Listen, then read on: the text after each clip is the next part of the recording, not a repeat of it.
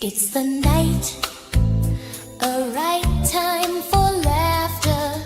We have the guys to fill a custard, even though one is a jar of mustard.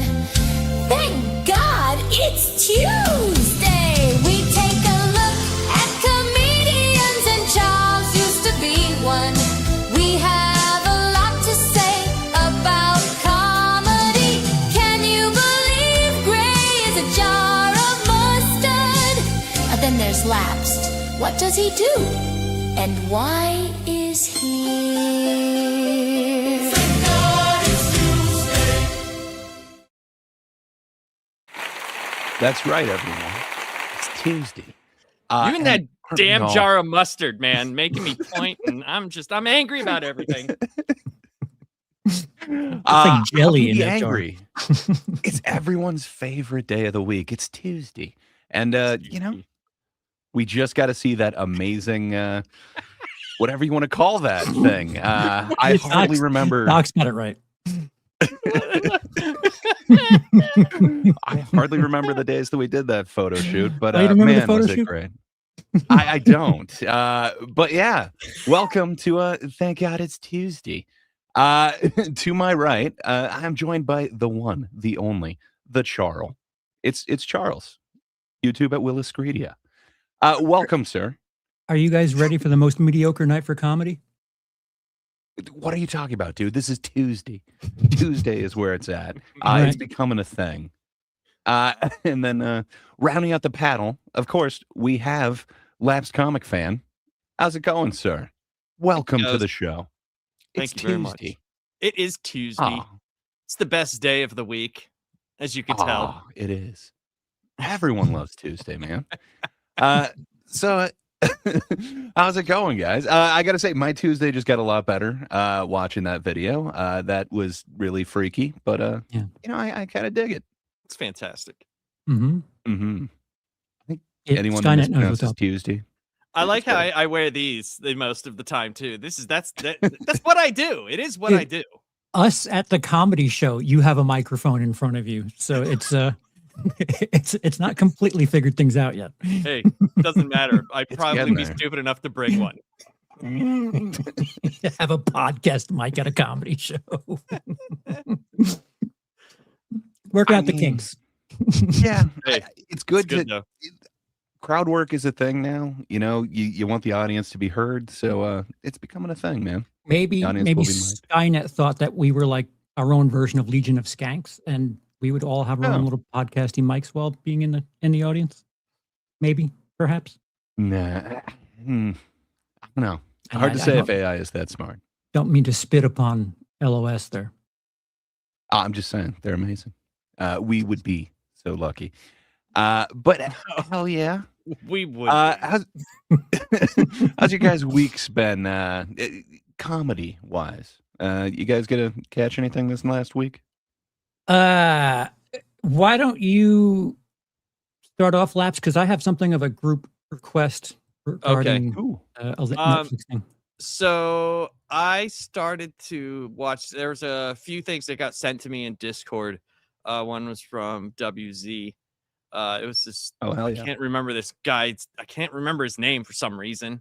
But I started Patterson, watching some of his PATT. stuff. I started watching some of his stuff. It was Mr. Papes. That was his Reddit channel. He had a whole bunch of crap on there. Started watching that. But this week I have been like under the gun with work for some reason, and it's very odd. It's very odd because usually right about now I'm not really doing anything. Literally this last week, all I've done is work and meetings and I don't know, things that I shouldn't be at, but I'm at for whatever reason that my job decides to, hey, if you're going to pay me for 14 hours, then whatever. Yeah, as long as they're paying you for it. Yeah. Oh yeah. Yeah. I That's refuse. awesome. I refuse to take salary because Yeah, they keep they just giving me take advantage. raises. Yeah. And like my overtime pay is, if I told you, I would feel horrible for other people in the world, but it is ridiculous. Well, that's the way it's supposed to be. You paid That's for your very true. time.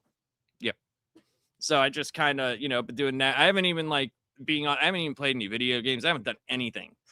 except make a few videos for me and Lunchbox Warren's comic book channel, and yeah, working towards this show pretty much. I wanted to watch some, and the thing is like I actually know Timmy No Breaks quite well. Actually Cheater. do. Oh, No, it's not you cheating. cheater. No. Because remember when I told you I saw the newest one on Netflix last week. You gotta remember, Yeah. I used to watch Kill Tony all the time. Like I've seen over at least Alright. 200 episodes through the years. So as soon as I'm bad with people's names. As soon as I saw him, I was like, I know this guy. Oh. So Well, fair enough. Yeah. But still, liar. Or incorrect. Cheater. Either way. how did I cheat? It's the past. You just said you didn't know who he was, but fair enough. I guess you did. You just didn't know his name. Fair enough. I'm horrible with names. I'm sorry. It's I'm barely remember things that I should remember. That's why I call my kid, "Hey, you." How dare you disregard the bucket pulls of Kill Tony? I know. It's my fault. I'm gonna go back in the past and beat myself up for something that I didn't know existed in the future. Totally should. So, I think I can that'll. say I don't think he's as funny as other people do. So at least it still works. I had a feeling that you guys might be that way with like a character-based comedy. Well, that's but weird because I we'll love see. sitcoms and those are all characters. Yeah, but it's a little different. Charles, you were saying that you had like somewhat of a group request or something like that. Oh, for us, because I did watch the most recent Kill Tony, the Netflix version. Mhm. And Mhm. if you told me like the names of people that were on the show 25 years ago, I would have said that this would have been a tremendous show. Mm. But there's some people on that show. There's one name in particular on that show Roseanne? that was It's awful. Yeah. I don't think Awful. she's done that in a long time, and I don't know. Could you? I don't know. I don't want to say that she's lost a huge step, but man, 3 minutes is kind of tough. Are for you a headliner. shitting me? An open micer I'm just saying. does a minute I and think gets she 5 times as many laughs, and she can't like reach into her pocket and pull out. If she's 3 not, minutes? well, I think you could like easily go to like your old bag of like her old specials and She pull is out an 3 old minutes. bag of no specials. Let's be honest. Like, there's only so many times you grab girl balls and spit. Like, I'm just not sure what we're seeing there. Like, is she with us? Is she with it? Like, It's a fair assumption. I mean, there- two drink minimum for her should always be. My God, that last thing she said to the one dude, like, she was slurring so bad, and it was like, you're not even saying actually anything.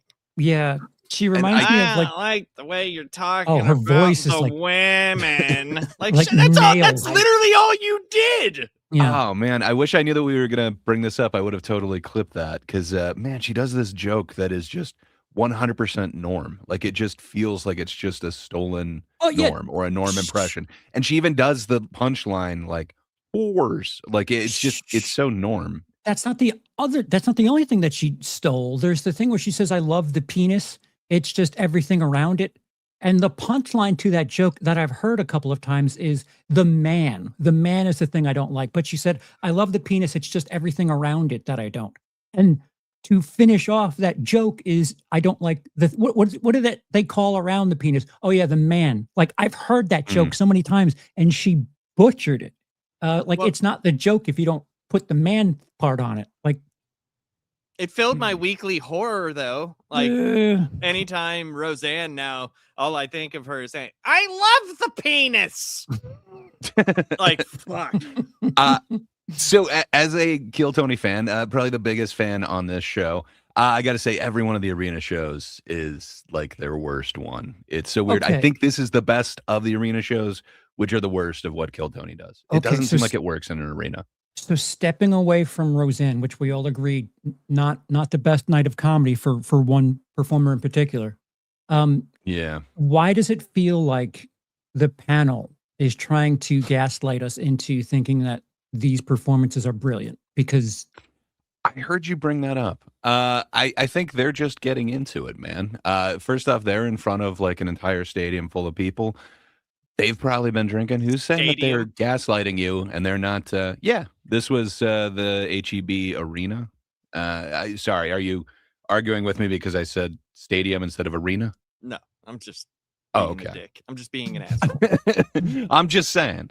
But I don't know, man. If I was drinking and in front of that much of a crowd, I might turn it up, so to speak, without being gaslighting. Just, you get amped up. But I'm that's not sure. like the reward in that instance is performing for that crowd. Being Yeah. honest is the most important thing to someone who's performing in front of that crowd. Telling them that they just nailed it is the most insane thing I've ever thought of. Like, Oh, you the just stuff nailed she it. said You'd have to yeah, point the out stuff which she said one. the stuff she said to Ari Maddie, I was like, dude, what? That Yeah, shit I was don't know if she was hilarious. with it. That was But- hilarious, dude. He's the most for me. He's the most consistent. Like, I love his stuff. I think The at Australian guy at- killed me. The Yeah. guy joked about driving. first, like Yeah, whenever I first saw James Ari McCann. Maddie, I kind That of was dude's like, awesome. what is happening? But the more I was like, oh, this dude's fucking hilarious. And her just like he went out there and I thought like everybody laughed, everybody had fun, and then she just tried to kill it. And I was just like, what are you doing? Like, Roseanne, he got more laughs just by standing there than you have in the past 10 years of Dude, life. she was Yeah, fucking but napalm okay. on that stage. She was just Okay, the but- opposite energy. I just You like prefer her or Snyder? Like, I'm just saying, like, that's a whole different D? type of weird energy. Rob Schneider? I'm just saying, which See- one you taking? Give me Rob Schneider because Rob Schneider at least had enough mental awareness to realize the act's strengths, and he would feed them something based on what their performance just was, rather than just talking about you can't joke about Matt. Like, it just sounds like fucking nails on a chalkboard. Everything Roseanne did, and like she just wasn't even like on point. Rob Schneider, at least, it felt like he paid attention and was feeding into whatever the respective comedians were talking about. I'd give me Schneider. Like, Yeah. I'll take Schneider just 10 seemed- times out of 10 out of those choices. But I mean, going to the like, you can do it. Like, I don't know, man. Like, it just Yeah, pulling I- out of like literally your old. I think Roseanne did the opposite, and it totally didn't work. But Yeah. I don't know what he did, which was kind of just going back to the well. I don't even think Didn't Roseanne was work. trying to think. Like, I don't think she was thinking like I'm going to do Yeah. shtick or I'm going to do. She was literally up there thinking like I can change the world by just talking. Okay, so Yeah. if we're gonna cross both Roseanne and Schneider off, Dude, can just we at put least- James McCann on there. Like, Sure. that dude is one of the best guests that he has ever had on there. And the dude's So- hilarious. So if we're just gonna say that both Roseanne and Schneider are like not worth the breath, can Fluffy be honest, please? Because he does not need that show. Like, He's why the is nice he being guy, though. Like, he can't be mean. Like, that's his figure, You don't, his like, persona. you don't have to be mean, but like, don't lie to people. Yeah. I'd have to see what you're calling a lie to people. I think Fluffy's just nice. Dude, Like, there was like I don't know. Is the- telling someone to stick with it, like, is that being too nice or whatever? there was one that like they called it like the first bomb, and it was like the fifth or sixth comedian in, and he's like, I'm not going to say anything, and yeah, all right, that's fair, but some of that stuff, like the Asian woman who just did Trump, what? I didn't What? understand that why they thought What? she was so great. I Thank did not you. understand that. That was Thank not you. funny I at all. mean, Like, Thank you. You have was to not think even how many good. drinks they're in at the point, because wasn't like she the the third last one. bucket poll? Oh, sorry. There's another lady at the end. I think I just got them confused because he gave out a golden ticket towards the end. Gray, how much gas is in your Spoilers. system? was don't- it towards don't the light end? I a thought it match. was like in the middle. Towards with the her. end of the system. I thought it was in the middle, like that they gave her the golden ticket. She I was thought it was in the early. middle. I thought it was the middle, but I could be wrong. I just didn't think she was funny at all. Like, I didn't and that's the worst part about this is I used to be a huge fan of the show, and it wasn't that it like turned me off or anything. It's just I kind of just got away from watching it all the time. So, and I was a fan of like watching these people, it was interesting to see someone come up out of nowhere and do things. And then it seems more like now it could be just the arena shows, but it's just like, here's the best of. Right. And then it's like, That is what the arena shows. They're trying to kind of turn them into. That's one of the reasons why I don't like them nearly as much. And then it Right. feels like it's kind of like do the thing, and then whereas the regular shows, it feels a little bit more like, oh, okay, so some magic just happened right there. which does happen. Which does happen. There's something I will different. give it that. Yes, it is. The arena club shows, experience especially is way with better. But the booing, man. It seems like almost every arena, which this one was better at. They didn't just instantly boo the people. But yeah, it's normally not like that. It's at least quiet for, or people are laughing. But if you're bombing, you're not getting booed generally. Where those arena shows, they get a little intense. I don't know. I just don't think they're on the same par. It seems like it works way better in a club. But you'd have to show me which parts you're talking about for the gaslighting, Well, because I could be on board, but I think So they're we- just enjoying the show, man. we agree Roseanne wasn't at her best. Yes, So for sure. Saying something along the lines of that was great is probably It was a blip in the matrix. I don't know. Fair What enough. would you say? So you get Roseanne to like open a show, and then it doesn't go well. I mean, do you be like, "Wow, you suck, Roseanne"? Like you lost a step, or am is I it like, am I performing after her? Because I have an extreme Uh, problem if I go up after that. so you're the host or one of? I don't think they had any other guests. I think it was just her came out to the panel, right? So I guess you would be in She did Tony's. 3 minutes up front. I thought. Yeah. So What up, Warren? Warren? Hey Warren, how you doing, buddy? But I hear what you're saying. I don't think she did well. I just don't know how, as a host, if you call out if one of your So guests did so- bad. right. I that's fine. I don't like the fact that people talk about Kill Tony like they're real, like they're the most honest, real shit there is. And when I watch, to be fair, arena shows, I'm like, what am I watching? Are these guys are pros? These guys go through hundreds of open micers a month, and they're calling this shit good because this is. I guess I don't understand. I know people are calling it like a huge like platform, like a launching board, like a good springboard to something else, but I haven't heard anyone say it's honest. Like I think you can tell just by watching it, like Tony can definitely direct which way like that interview goes. I don't know, depending on mood or whatever. You see people who had like a horrible set, but they get like a big joke book. It doesn't seem like it's the most honest. It seems like, it's definitely a subjective thing, but I don't know. I think it's one of the biggest platforms leading to whatever comes next in someone's career. Sure, Currently. It's a way to put eyes on you. but a big platform is the reward. Succeeding Yeah. on that platform is, that's proving yourself. You get the chance.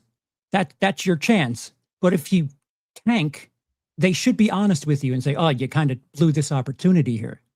I'm not saying They you don't blew- they don't do that on the arena shows, but I've seen them do that. I've seen them do that on Okay. the regular show. There's times where people come up suck, and they're just like, get the fuck out of here. Like, Right. what are you even doing? All right, so I've only seen mostly the Netflix stuff, and I guess part of what my upbringing is, an arena environment probably isn't the best thing to keep shuffling through new acts because Yeah. it's an arena show. Like No, for you sure. want them to get settled in.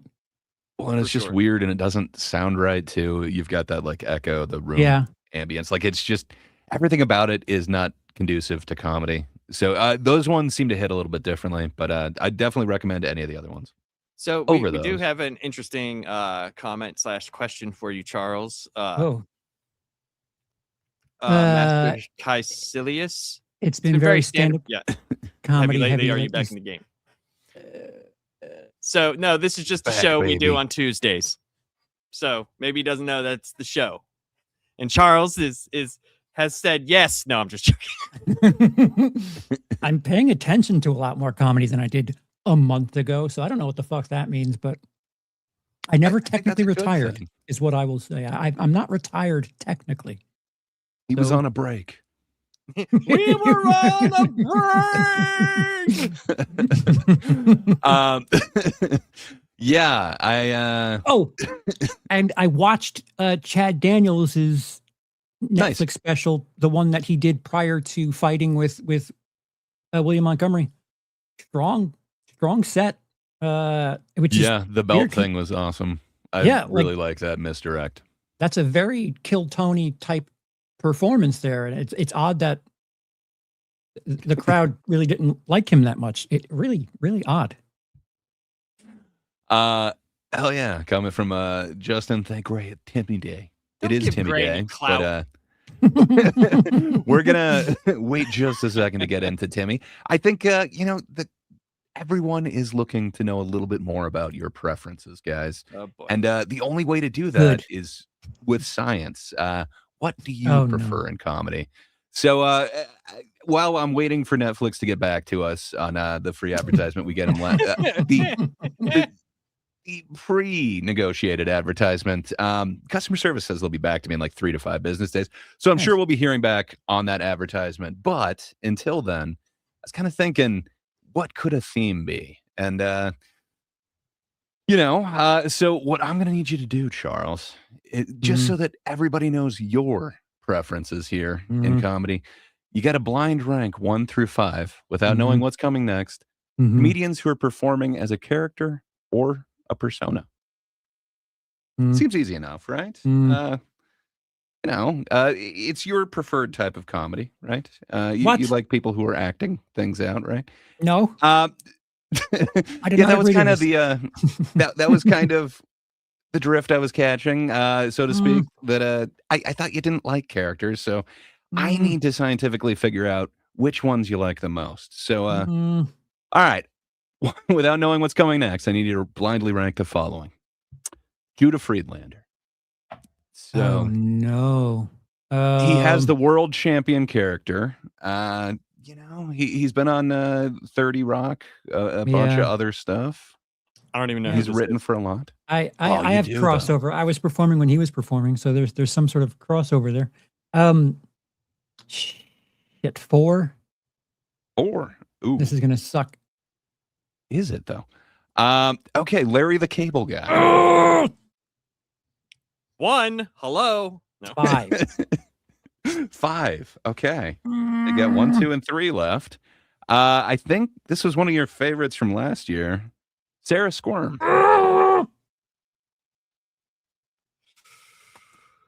Whew, this was Fuck it. For the something else. horror roots, I'll give it a 1. Fuck it. 1. I'll eat shit on Okay. this. Yeah. Good to know your preferences. The one, the only, late Gilbert Gottfried. 2. 2. I can't believe you didn't put me at 1, Charles. Yeah. How could you not? What a great character and voice. But all right, so that means your number 3 is Andrew Dice Clay. I would Interesting. switch. Yeah, I fucked up. I other than the top 3, I would just move them around. The 4 and 5 would stay, but I fucked up. So we're just moving on right now, right? To the we're done with it. Well, thank you kindly. Logged. This data will be logged, for scientific purposes. But lapsed, buddy. I figured you also didn't seem to appreciate the character comedy nearly as much as I think some should or some Okay. do. So for you, I was thinking the same exact thing. We've got kind of a theme tonight with character-based comedy. But if you could blindly rank 1 through 5 without knowing what's coming next, comedians who are performing as characters or a persona. First one, Emo Phillips. I have no idea who that is. Oh wow. You have to know Emo, man. Emo's great. 4. I have no 4. Okay. Okay. Can't even give You're him going 5. 4 with No. this Okay. John Leguizamo. Oh. Oh God. Let's say 3. 3. Okay. The Pest. How's the Um, bugging, man? Stephen Colbert. As much as I hate Colbert, I love Harvey Birdman, and Phil Kensebin might be one of the funniest things that I've ever seen on television. So 2. 2. Okay. Ha ha! Andy Kaufman. 1, I You guess. got 5 and 1 remaining. 1? Yeah. That means it looks like you're giving no respect to your number 5 choice, the That late sucks great because I love Rodney Dangerfield. Dangerfield. I love Rodney Dangerfield. Oh man, These fucking things suck. Yeah. I don't know about that. Thank you. Your answers have been noted. Jesus. Much appreciated. God damn it. It's the only scientific way of knowing what kind of comedy you appreciate. I get Now no we know. respect. One time I mean, saw a obviously. Mr. Burns, I'm your son. I forgot about that. Mhm. It kind of makes me want to go back and watch classic Simpsons. I had that on all day when that episode came on. But yeah, I love them all. You should check out some Emo Phillips, man. He's weird and unlike any others, but I'd have to think that's a character he's doing. That can't be a real Yes. person, right? Well, Okay. yeah, I mean, I know John Leguizamo. I mean, I'm not really a fan of his. I thought his best thing was dying in The Happening, because like The Happening happened. It was happening right in front of my happened face. And my God, was that awful? He was good in The Menu, but he Was just he- played like a regular dude. Oh, Like, was he? just I was gonna say, was he the menu? Did someone eat him? Was that what he was? No, he a guy. plays a celebrity? an of some asshole shit. guy. Yeah, You- celebrity asshole. Remember House of Buggin'? No. Oh, that was his like Won't. skit show. You don't remember that? Oh, I Yeah, do yeah. remember. I did not know that that's what it was called. That's what it okay. was called. Yeah, he had like the skit show. And what was that one movie he was in? Where like it was like one of his first movies where he played it- like this like The complete Pest? The Pest. That's what it was. God, It's that the is- worst, man. It's one of Uh, the worst movies. Carlito's Hunting Way? humans, though. That's true. Uh, That is true. I mean, he was good as Luigi Mario, though. I got to give him some Was credit. he? Not the worst Luigi. Was he? I mean, it's hard to act next to Bob Hoskins. I never once saw his legs do this, so I give him 0 Luigi credit. Fair enough. You know, I mean, Yeah. Leguizamo. I'm mad about Rodney Dangerfield. Yeah. Mad about that. I am too. Like, you gave him no respect, sir. That I know. Didn't does put just make Sarah me Squirm in number 1. How well, could it you was not, one of your though, favorite man? ones from I last mean, year. she's He goes for it, so man. very brilliant. Relax. You're fine. She's Um, brilliant. But so where do you guys put character comedy? It kind of seems like you're looking down on it a little bit. Charles, I like you're a it. purist, so I'm assuming less character, more joke. That's more pure. Am I wrong? A character's performance, not writing. So I might be a bit more inclined to credit writing rather than performance. Because a character, you could, you don't need a stage for that. You could file into a video. A character performer can just make YouTube content and get the same draw. I can't compete with someone who's doing weird sticky shit. I can compete with someone that writes. Again, it's Laps, I ego. completely cut you off. No. What's it's your okay. thoughts on a character comment? I don't mind them. I actually like. There's some that I really like. I think it's more like for me. I would have to, if I didn't know who they were, I would have to go back and see them from the beginning to like where the in utero was for the character to really like grasp on to what they're still doing. Luckily, that's what we're doing tonight. Thank you kindly, Michael, for Look the at you getting compliment on all the this hair. clout tonight. Look at all this. Oh, what can I say, man? People appreciate weird things, which I'm hoping you guys love will appreciate. Timmy No Breaks, but what you were saying about like kind of wanting to know where it came from, I too wanted you guys to experience that. So yeah, coming up whenever we get to it, I did take like his 5 different YouTube performances and smash them into one. But I definitely wanted to keep the original one so you kind of know where he's coming from. Cool. But I don't know. So you guys both have a little bit of knowledge with him. Who- Are you immediately turned off that he's a character? Or No. No, I Mhm. actually, in the newest one that I saw, I thought some of that shit was funny. I thought it was. There was some good stuff there. He's going kind of above and well, he took it to a different level with that arena shit, which is weird. But yeah. He also, well, I guess we'll get into it later. But yeah, I guess should we just get into it? Are you Before you get guys started, ready for? Oh, okay. so Oztin says these are the Redditors they talk about on the show. What is in that reference to? I'm assuming it's because we're talking about Kill Tony? you know, some criticism on there. I don't know, man. We're definitely not Redditors, but I don't know. Everyone has an opinion. This is kind of ours on it. So So is there a negative connotation with being a Redditor? Is that what I'm to assume? I mean, a lot of people nitpick. The Reddit Oh. boards kind of turn on certain comedians, like they like them for a while and then turn.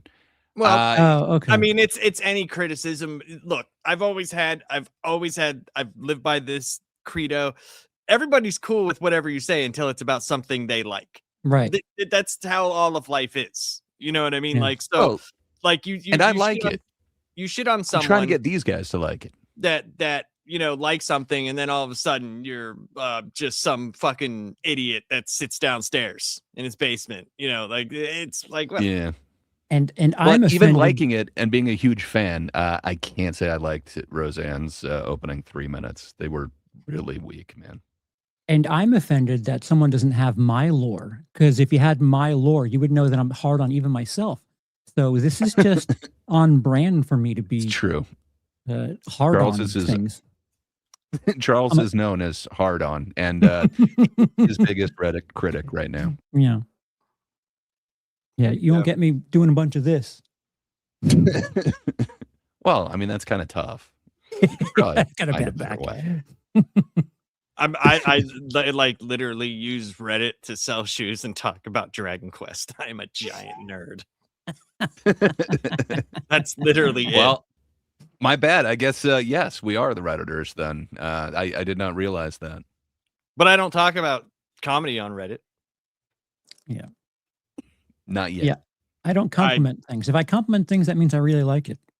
That's Well, I'm just saying, I probably never will, just because like I make a lot of money. Phased. Definitely jealous. Way to go, man. Let's get this road on the show. Yes. Deal. Well, without any further ado, buckle the fuck up because no breaks here. Okay. Hey, what's up? It's Tim Stiefler. Yeah, how you doing? You look like a guy I know. Who? Man, this guy named Timmy No Breaks. Oh, that fucking hack? That guy, I'm talking about the guy that like literally stole Dice's act. That guy, literally, I saw that guy in Kill Tony. I was like, this is the worst shit I've ever seen. And then everybody's like, oh, he's so good. He's so funny. I'm like, this fucking sucks, dude. Did you think it was funny? You look like you hated it on there. I was like all about that. I didn't hate it when I saw Timmy No Breaks.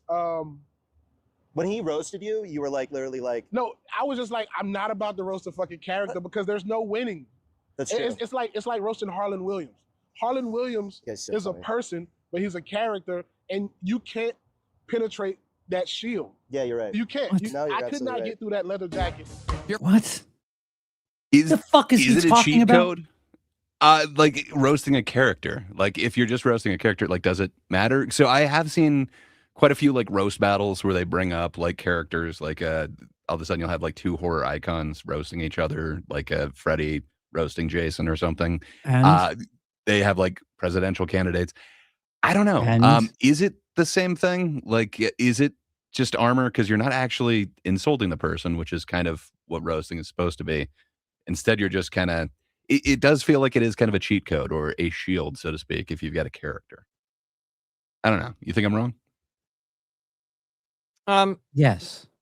Well, I Okay. look at it two ways. Like, I see what you're saying, because like if you're roasting that person's ability to do whatever impression or character they're doing, Yeah. it's not really like that they could take offense as the person. But then again, it would be much easier as the character to be like, well, that's the thing. Like I do this badly, or I'm not. You know what I mean? Like it is kind of a deflection. There is a deflection Yeah. there a little bit. So yeah, I see what you're saying. Yes.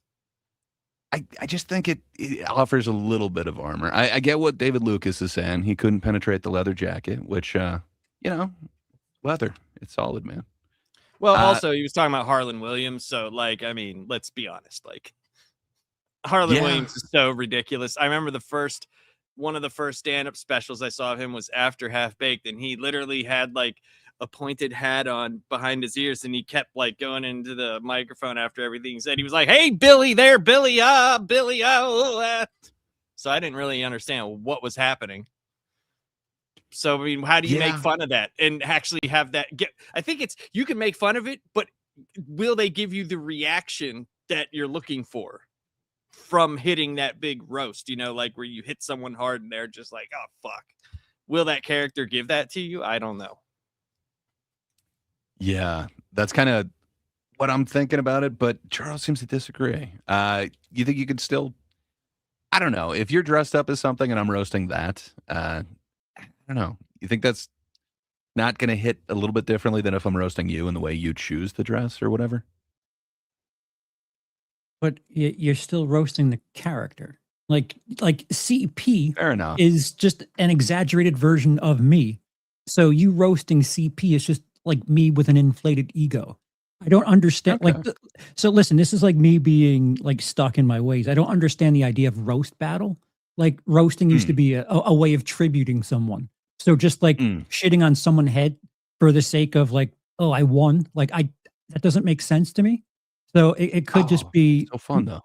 me being old fashioned or whatever. But like if you're agreeing to do this thing where you're roasting someone, but you're agreeing to roast a character, then like, why are you doing it? Like, if all you can do is roast people and you can't roast characters, maybe you're not good at what you do. How dare you? First off, David Lucas is a decent roaster, man. He's one Decent. of the he's one of the comedians. heaviest up and comers. What can I say, man? I dig me some David Lucas, and we'll see him in a future episode where perhaps he's in front of the wrong crowd.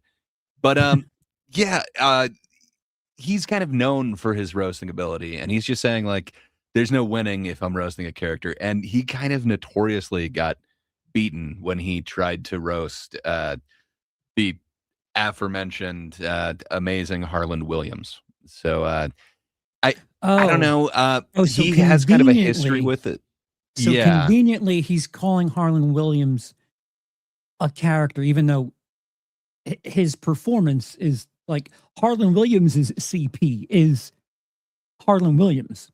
So Well, we should take a look at that sometime in the future, because they had kind of a back and forth over a few episodes, and man, did Harlan kind of get the upper hand in all this. like So I think there's a reason why he's cautious of characters. this Yeah, is how- but you know what? Oh, sorry, Charles. Go ahead. no, go on. I was say I've seen that. I know what you're talking about. But Harlan wasn't, when he was shitting on him, he wasn't being a character.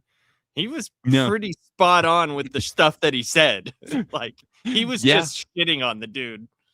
All right, without seeing it, I don't know what to reference or how to feel about it. But like this, We'll put a pin in that. this wrestling, this like athlete type talking about things. Sometimes people are just funnier than you, and it's not like you can't go to the gym 7 days a week and work on it, 10 hours a day. Sometimes people are just funnier than you. Like there's just sometimes there is no working on it. Like this athlete, I've got to be better thing. It's just not the way it is.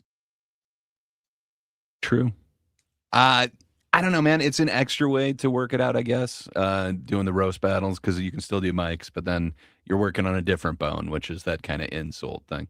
Yeah, I mean, like that's I hear like you. if you put me on a show where crowd work is the thing, I am going to Mhm. look incredibly inferior, and like my excuse would be like, well, I can't do crowd work with the crowd because they're not comedians, and I prefer to work with comedians. Blah blah blah blah. Like, yeah, okay, you're just fucking trying to put a glaze over the fact that you don't work well in that environment. Sure, whatever makes you feel better. Yeah. I I think we'll come back to that. But Okay. yeah, I thought that was just kind of a throwaway line in there. Kind of for those who knew David Lucas's past with Harlan Williams. But now we've made it up to So the we've spoken first. about David Lucas so far in our Timmy No Break special. Well, he was there for the first appearance, which we're about Oh, at right now. okay. So yeah, I think we should probably hear the first minute without That's some of that interruption. Tarantino editing you did there. I see. I see. A little bit. Okay. The hack. I'm trying to subliminally make you think that he's doing something. Okay. Final bucket pull of the night goes by the name of Timmy No Breaks. Timmy No Breaks. Yeah, like you said, my name's Timmy No Breaks. And you might want to buckle the fuck up. Get this. I was at the nut store. I was buying nuts. I go up to the fucking weighted thing. The woman's like, that's gonna be $100. I was like, bitch, I got fucking bills to pay.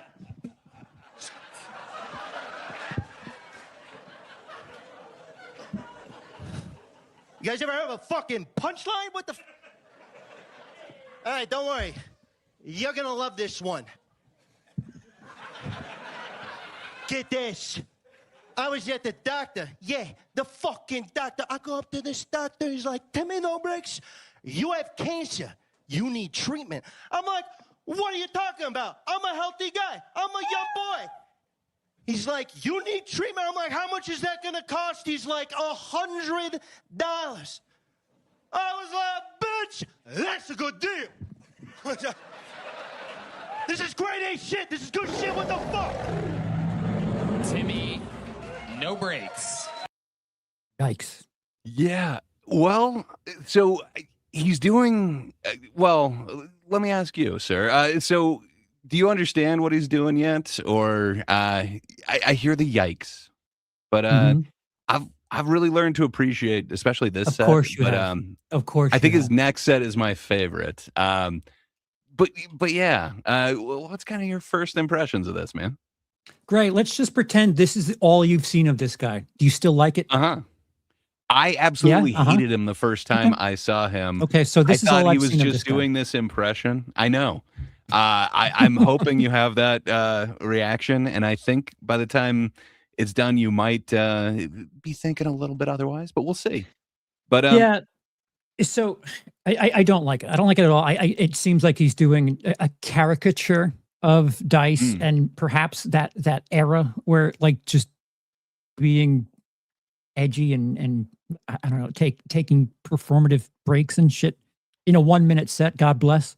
Um, I don't know. It's hard for me to just step out of the comedian part of me and get not like jealous and infuriated. Like if this were my 1 minute, I would Mhm. kill myself if this was the set that I did on a stage where it's like, oh, 2 million people are watching. Let me just gamble life away with this fucking thing. And what frustrates me is the fact that I know, because we're going to watch 4 or 5 more performances of him, that this guy keeps getting more chances. And it's just like that this should have cost him something, because there's no laughter in the crowd. I None. think before I kind of do a curtain pull or whatever, I'll let the whole interaction kind of play out. But I'll tell you at the end why I appreciate it now. But the first time I saw it, I thought the exact same thing. It was, I believe this is actually the same episode with Keegan Carmichael. I think it was his first one. If not, they're Awesome. within like a week of each other. So it's just like, what the fuck is going on with the comedy? Where like now we've just got these impersonator guys who are just coming out and doing like an impression of somebody else. Laughs. So it was really weird. I had this very visceral effect of it, but lapsed. You're a little more familiar with them. Did you have any thoughts to that initial 1 minute? I just feel like he's setting something up completely different for the interview.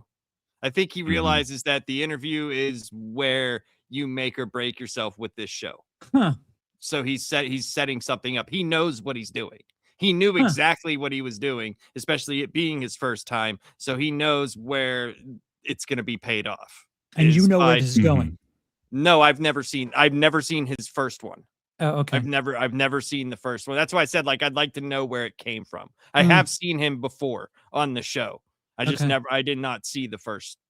I don't even know if I see the first few times, because by the time I saw him, he was already like doing his big gimmicky stuff that he does. Huh. So that's my guess, only from, I think that's what a lot of people do sometimes in Kill Tony, is like, if they're going for a character, right? They know that the interview could last 5-6 minutes, even maybe possibly even more, especially if you hit a nerve of like, what the fuck am I watching? Right? Like, what am I watching? And that's where they can actually show their personality.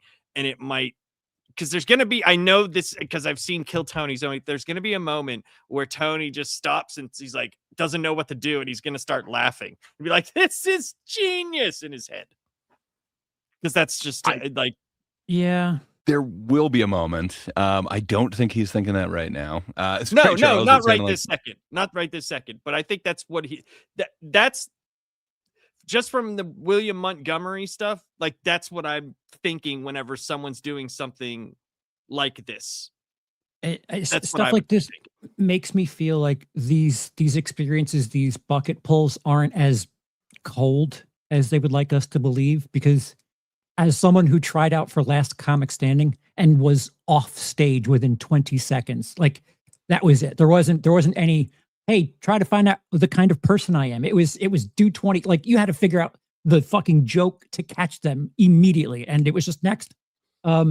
There's got to be some sort of understanding about the situation, because I don't know if you would take your one shot and do that. There's a lot of, so you'd think so, but man, when you see these people who bomb, who, if there is somebody like, you know, orchestrating who gets picked, it's like, why would you ever pick that person? Which leads me to believe, I don't know, that it does seem somewhat random when you see some of these people just really bomb. Yeah, and again, but outdated mindset. I'll stress that again. Well, outdated. It's not outdated. It's the sense that you've started from where you were and you've had success. So you're gonna think you like sort of. I worked. Listen, I worked. It doesn't matter. Listen, if you open up for some of the people that I know you've had success. So let's not trash yourself here. Self-deprecation is comedian's best friend. But let's be honest, okay? You actually were out there doing it. So I think that there are people though, like that in the world, that they just don't, they're very unaware of themselves. So I can understand some of these people going on there and doing some of the stuff that they do. But this to me feels like he knows what he's doing. He knows exactly what he's trying to get a reaction from them for what's coming next. That would make a little bit of sense. Some gamesmanship, knowing the environment and what happens. That's interesting. Because if he does, think of it like this: if he does that, and then they invite him back, every single time more he comes back, he can get that character over as if it were like wrestling. He can get it over because it's over with them. Well, for good reason, this dude is comfortable on this stage. But we'll talk about that perhaps in a part 2. But I think you're right. Part and 2. you kind of we're there's a part 2. 30 seconds into this thing. Just wait. We're over a minute into this, sir. We've now seen his 1 minute. So let's see Tony's reaction to the 1 minute. Everybody. Did you just watch Dice once? Blake, how long you been doing stand-up? Too long. 2 months. 2 months, all right. That's my God. Where are you from? Jersey. Jersey, all right. Yeah, 2 months. How old are you? I'm 18. How old are you, Timmy? That's rude. That's okay. How old are you? How old are you, Timmy? I'm 24. Really? God, that's fucking. How old are you? How old are you, Timmy? 24 years old. Really? Yes. This is fucking. Guys, come on. I'm a guest here. What the fuck? That's pretty good. Yeah, There it I is. mean, There it is. That's so it. yeah, That was and it. I think this is when Tony starts to understand what he's doing. But I did cut out a little bit in between some of these things just to give kind of the focus of it. But He did perhaps he did this, take out that's some of the it, bro. breathing room. That's it. I mean, I Once know, he did this, after that, it's over. Well, it's still going on. No. But I Charles, mean, it's over as in like they're getting He's in. it. Like Mm. it's over. It's like like wrestling terminology. The character is over. It's with the fans. As soon as he did that, that time, the fans got it and they all laughed. They all got it. So like he's over. Yeah, with the I'm a crowd. guest here is Yeah. it really went gangbusters, and I don't know, like it seems like such a throwaway line. Like to me, that doesn't seem like it should be one that brings the house down. But man, that mixed with the character just seems to work.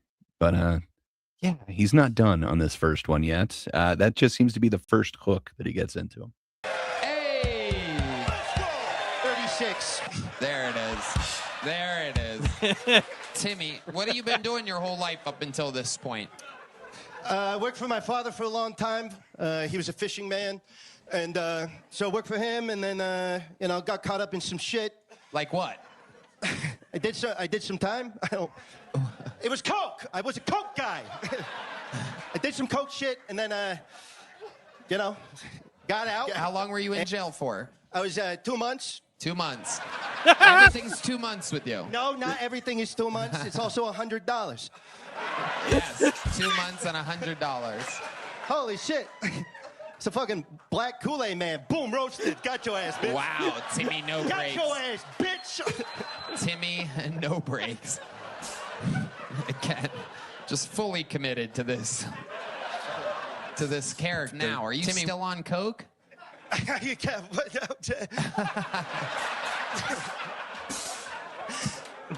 No, what's up? Yes. Yes, you are. Do you live in Austin now? Yeah, I moved here. How long have you lived here? 2 months. So now Tony's fully on board doing the punchlines with him. Man, I mean, he's committed to this character. He definitely worked out the character before he showed up. Like, there's a few failed characters that have been on Kill Tony. I don't know if you've ever seen, I think it was Tony Pepperoni, but oh man, it's bad times. Well, if no one at least has seen him, the band has seen him. My God, everything was musical cued perfectly. It was This perfect. is the first time? The first time. So I did cut out a couple of spaces where kind of nothing really happened, but I didn't cut Ray. out any of the actual. You are a comedian's worst friend when it comes to editing. I am.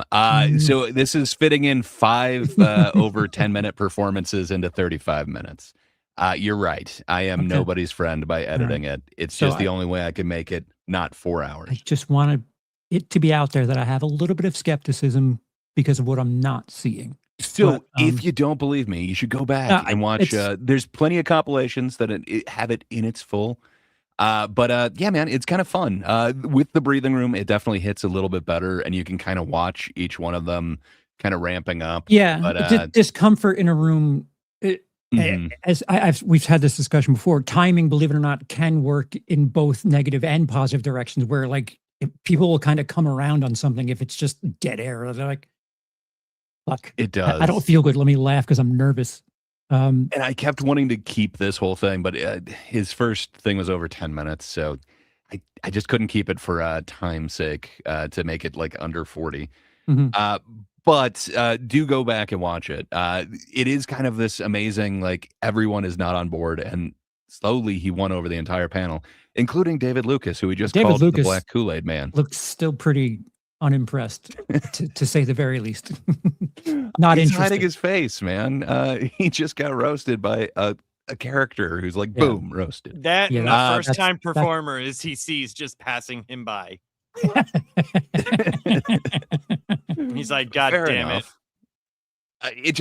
It feels like it's a fleshed out character, and man, does the dude have some charisma.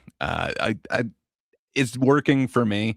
By the time he got this point in the thing, I was no longer hating him. It wasn't like that Keegan Carmichael thing where he just kind of kept saying like, no, I'm not doing a character. It's like, this dude's winking at you. Like, this is a character. And I don't know, man. For me, somehow this worked where Keegan's did not. I don't know.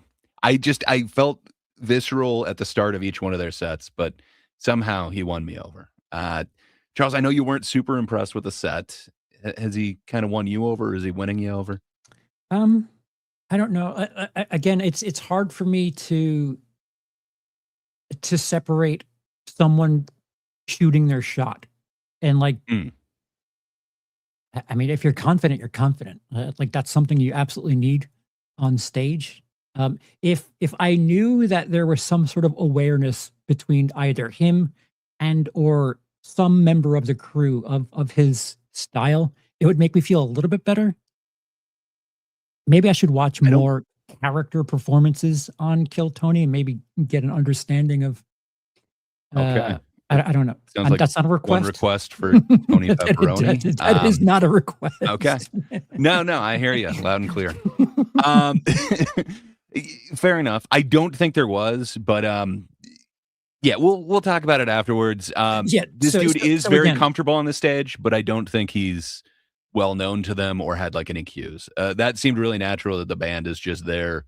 They're used to doing it for William Montgomery. It seems like they've gotten into they'll play into a character. So again, to factor in, like if somehow you get me a spot, you tell me, Charles, you're going to do a minute, and this is your opportunity to win, a career back. Like that would scare the fuck out of me, and I don't know if I would waste it on a character. But that's me. I'm not a character act, and to fuck around on the one chance seems like such a gamble to me.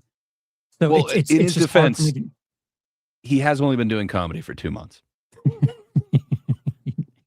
Fair enough. Yeah, you don't know what serious is if you're only doing it 2 months. Yeah, but it goes on a little bit further, and maybe he'll win you over by the end of this. I didn't hate the. True story. Timmy No Breaks getting the lights to change in the room. Oh, I'll take that golden ticket, bitch. Oh my God. I'll take that golden ticket, bitch.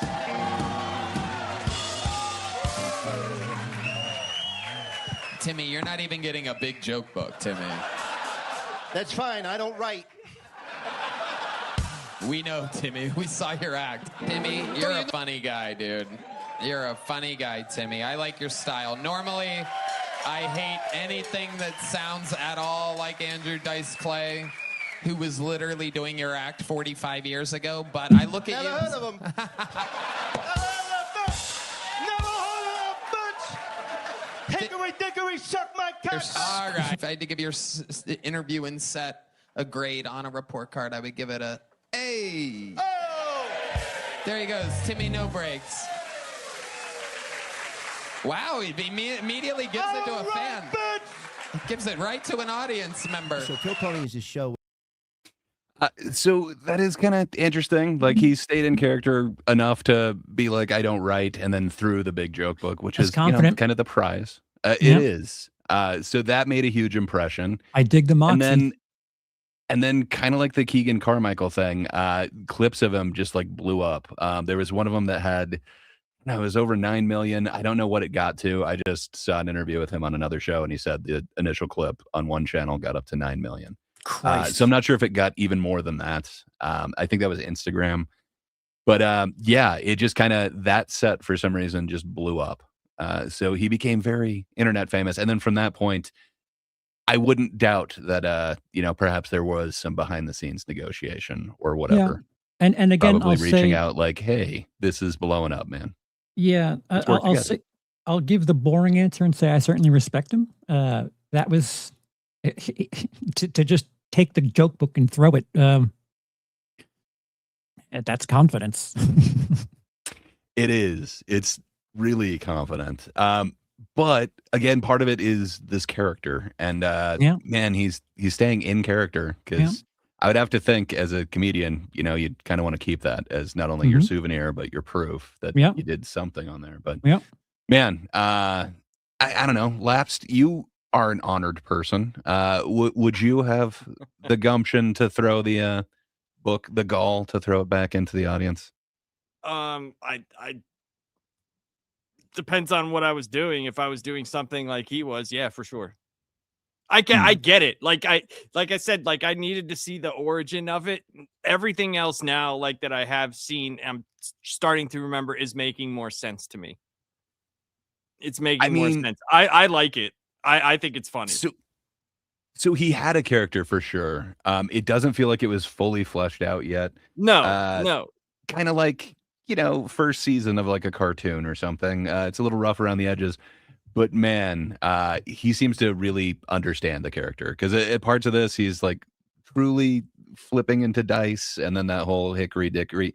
From here on out, the impression just works for me. But Charles, you've now seen most of the first thing. There was a bit that I cut out with his mom, where he talked about his mom. Unfortunately, she passed away 2 months ago. But yeah, it's worth seeing the whole interaction. It does take some of the steam away, but I don't know. Your thoughts on seeing most of that? You on board with Timmy? Why does it take steam away? Because it's part of his 2 months shtick. I'm taking part of that steam of what he's building away by editing any part of it, I would assume. Yeah. I can't edit the tension out of the room or into the room. Mm-hmm. So I don't know. Do watch the original one to get like the full emphasis of it. But I think you got the bare bones of that first one and kind of what happened. But then it kind of blew up on the internet. Would you have been one of them? Would it have vibed with you if you saw the full performance? You on board? I don't know. I don't know. Like you'd have to ask me at different points in my life. Fair enough. I'm being as honest as possible. Uncertain. Yeah. Okay. I'll mark you down as uncertain.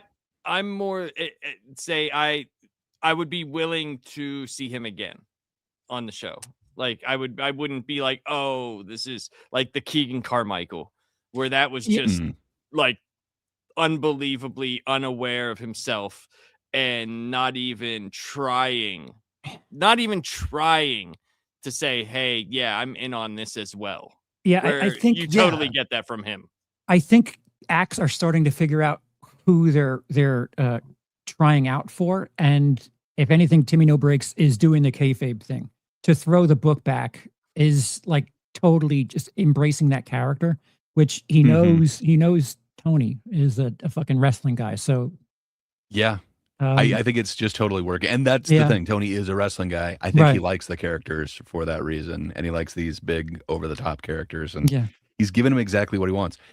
However, it's weird because both Keegan Carmichael answered like, no, I'm not just some big Mitch Hedberg fan. And Timmy No Break said like, no, I'm not just some Dice wannabe. But somehow it works. Same night? But then he did the Dice thing. Though. That's the difference. That's the difference. Yeah, though. He did. Yeah, he's heavily winking and showing you that, yes, he definitely knows that. Supposedly that's not the origin of the character that he came up with. I guess I'll let you behind the curtain here. So he was trying to come up. No? Okay. No, go ahead. Okay. Open the curtain. No, the curtain will remain. No, we're good. Curtain remains. This is one of the two podcasts that he went on after his first appearance. Where there's this gay guy. It's like I think it's the only show led by a homosexual that has that many viewers that I know. Because homosexuals are out, trans is in, but homosexual. So it's this gay man who runs this podcast or something. And it's just the gay guy? It's the gay guy, and then it's this this fat kind of gross guy. I'm sorry. Pause this for a second. Ben or something. This is fantastic. I'm sorry. Explaining this to someone who doesn't know what it is and saying it this way is fucking gold. I'm sorry. Go ahead. Sorry. Just had to say that. Well, and so he's blown up on the internet, but he hasn't gone back like a second time. He's only been there the once. So I don't know. It's just kind of, it seems like he's getting the character down a little bit better. And, they do it together, and then they have these guests on, right? Yeah. And I've never seen one with Dane Cook, which is kind of why I don't watch it, really. I'm a big Dane Cook guy, and so they do it, and then they have people come on the show do a minute. That's the stupidest fucking thing. I've never done less than 45. So I thought I was going on to headline, Mothership. That's why I visited Austin, from Jersey, right? You Show thought up you're to the gonna Mothership. Okay, the dude with my headlining set, walk on stage, like, hey, you got to do this show. It's a big show. I'm like, you know what? I'll come back tomorrow. I'll do my headlining set tomorrow. I'll bump, I think it was Rich Voss or something. Yeah. I was like, cool, I'll Rich just bump Voss. him off the show. Right? So put my name in this fucking hat. They're like, we're going to rig it. You're a big deal, right? The big riggers. So they put me in this cattle area, right, in the side. I'm fucking standing with these dumbass open micers. I wait till the end. They pull my name. I go up there. I fucking do my minute. People don't understand that I'm hitting punchlines. I'm not getting the laughs I get. So I fucking get mad. And then this guy starts asking me questions, and I'm just answering them. And people are like, oh my God, this guy's great. I'm like, no fucking shit, you dumb fucks. Yeah. And then that goes really well. And then, I leave and, I'm like, cool, I'm, moving to Austin or whatever. And yeah, hopefully they have me back on the show. I forget what the question was, to be honest. So I don't know, man. And then he also went on another podcast, right? But he mentions a little bit of that right here. But yeah, I think it's awesome that he's kind of trashing the show that seems to have given him a big opportunity. I guess I love the stand in character thing, but he seems to have it down a lot better than in that first interview. It seemed like he was kind of stressing for what exactly to say. Dude, this especially is that literally first like minute. almost every dude in the Jersey boardwalk, though. Like, I was just gonna say he sounds like a cartoon stereotype version of any Austin guy, like any Austin comic. The way he says like trans is in now, like that's Just an wait, interesting man. thing to bring up. You're gonna see so much more of this. That is the first glimpse of it, but that's why I kept that thing. But just wait. There's these subtle little jabs and barbs that really seem to stick. He sounds like a cliche version of guys that moved to Austin. He 100% does. yeah, It's an amazing character that he's building, and it just keeps building from there. I think this is my favorite set, my favorite 1 minute that he does. But I'm not trying to put too much pressure to it. But yeah, kind of think of that sending up of Gray, that do you kinda have Austin any comic. carpets left? The amount of red carpets you roll out for some of these things. I'm just saying, just wait for it, man. This it 1 seems minute like he's is making fun tight. of all of these guys. It just does. It seems like he's making fun of all of them. I'm not. No, him. Oh, Who's ready for the best fucking minute of their lives? What do you do for a living? You're a student? Not what I'm looking for. What do you do for a living? Oh, fucking mother. What do you do for a living? And you, what do you do for a living? Time check? All right, come on, guys, let's go. What do you do for a living? Fuck you, come on. And you, what do you do for a living? I'm just trying to find a natural way into this fucking sushi chef joke. Perfect.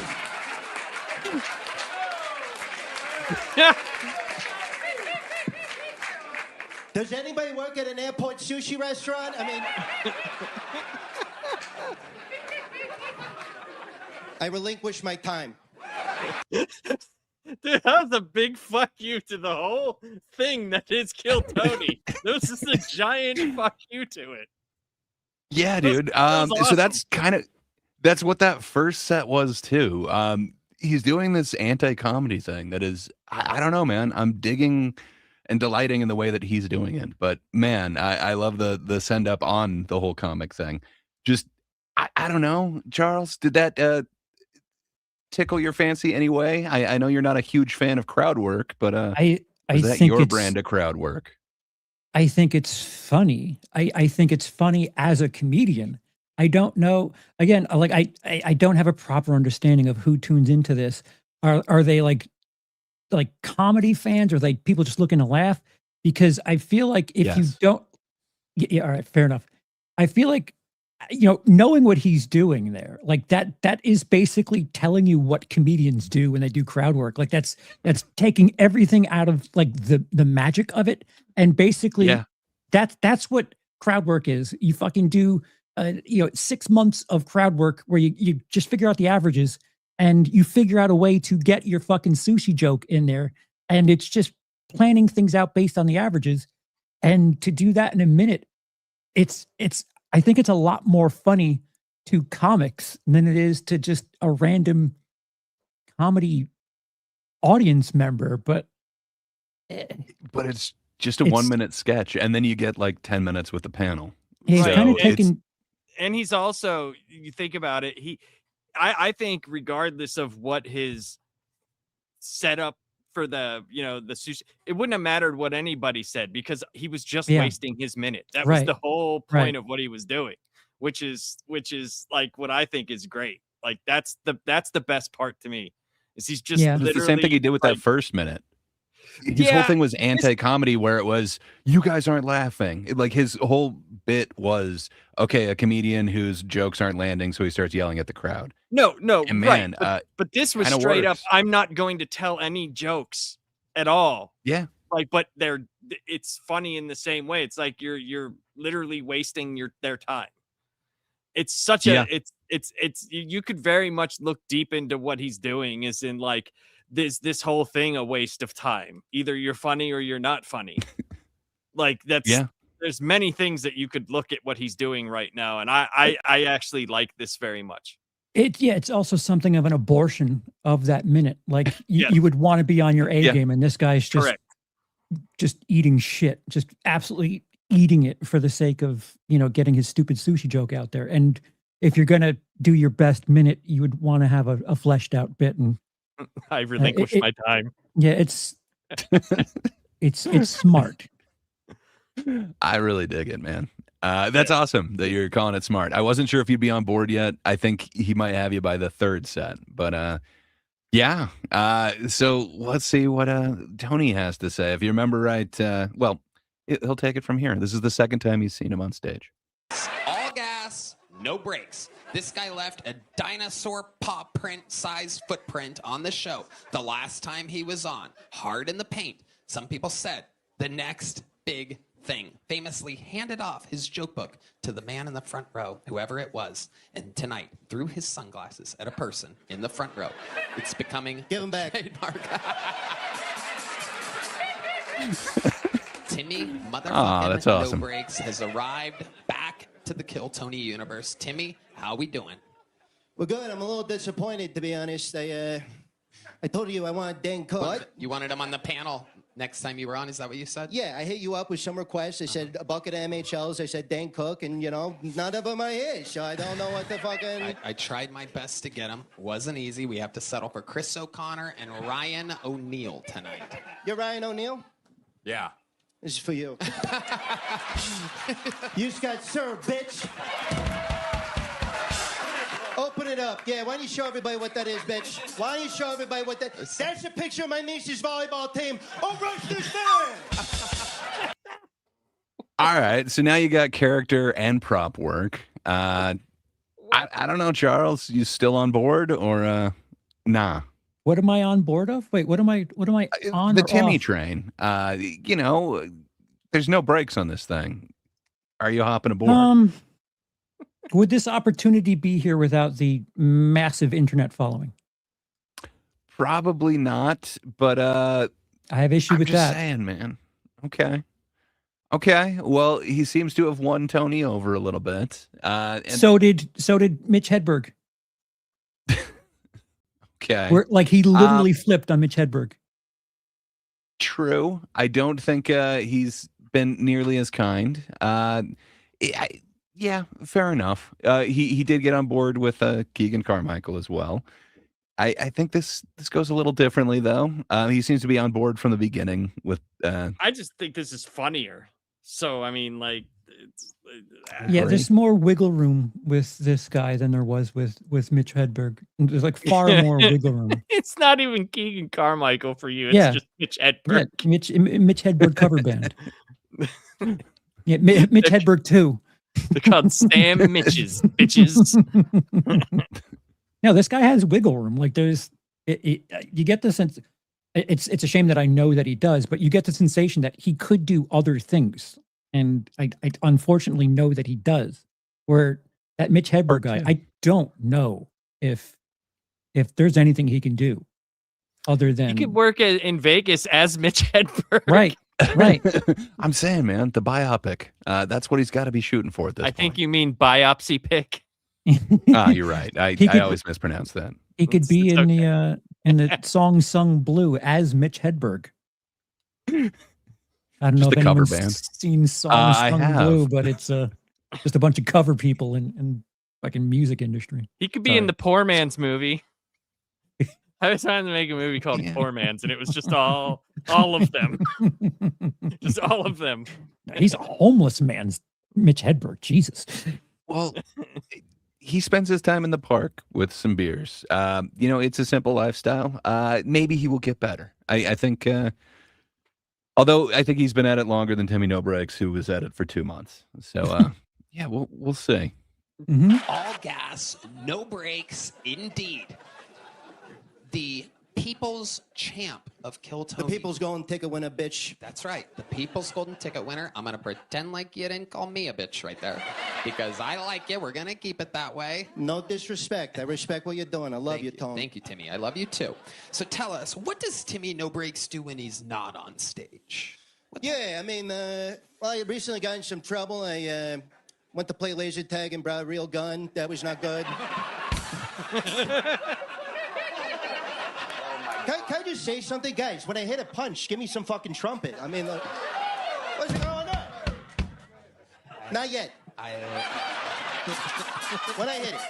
What is your love life like, Timmy No Breaks? I mean, I gotta say, it's definitely changed. I've had a bunch of bitches slide into my DMs. I had Hillary Duff slide into my DMs. Yeah, more like Hillary Muff. That bitch has a vagina.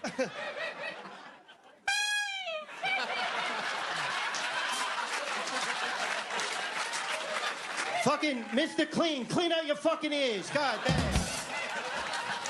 I'm sorry, Tone. I'm sorry. Doing my best. But fucking, Wow. So Hillary Duff slid into your DMs. Was this after the Kill Tony appearance? Yeah, it was after. You've really blown up from it. Tell us what life is like since that one appearance. You might be the most talked about human ever after only one appearance in the show's history. 12 and a half years of the show, and you might be, in 60 seconds in one interview, the most famous character ever. Yes, it's been great, I got to do David Lucas's fishing podcast, so I made it. I mean, that's awesome. Like he's bringing it back to funny, where there are stretches where there's no joke. But man, I don't know, just the way that he's playing with the band. I dig it. He seems to be taking control of the stage, which not many people do, especially on their second appearance on a show. Again, what we have 9 million people watch something. The Something like power the power dynamic is a little shifted in this instance. Fair Kill enough. Tony is exploiting his fame, not the opposite. I view it as mutually beneficial. Well, I don't know if it's a parasitic thing. It's, so even if it's 50-50, the fact that he has that much power gives him room. Yeah. There's also, like, how much would you, as a person who's also running a show that's being watched, you know what I mean? How much would you put into that as well, too? Like, you obviously want viewers to watch the show. Oh, yeah. So it's like, how much of, like you were saying, like, how much of it is legit and how much of it is, oh, now you've got 9 million views. Right. But my point is, it like everyone is invested in this being. No, that's what I'm saying. Yes. Mhm. Yeah. I agree. I 100% agree with you on Kill Tony. Like when we talked about the Mitch Hedberg guy. Because remember, like it was like all of a sudden he had that video blow up, and then the second time he came back, he was treated very differently. Right. Very differently. So, but I will say for him, he's at least funny to me. Like I actually am enjoying what I'm watching. So, Yeah, I agree with that. So there's that. I might not get every single thing like, that I've seen throughout the years, but I'm getting from the beginning, at least from his time on Kill Tony, I understand where and why, which is a huge thing when you're dealing with a character. You know, it's a big deal. Yeah, I think Charles has a point. Like, it might be a little bit more off-putting if you have no idea what's going on. If you just saw this, Correct. It's kind of interesting, but I don't know, man. I just love the send-up of kind of everything that he's doing, but the crowd work, just, man, the commitment to wasting your minute on that. I think he would have had me. But we'll see. Well, one thing before we start again, I think also, Charles, you might probably think the same way.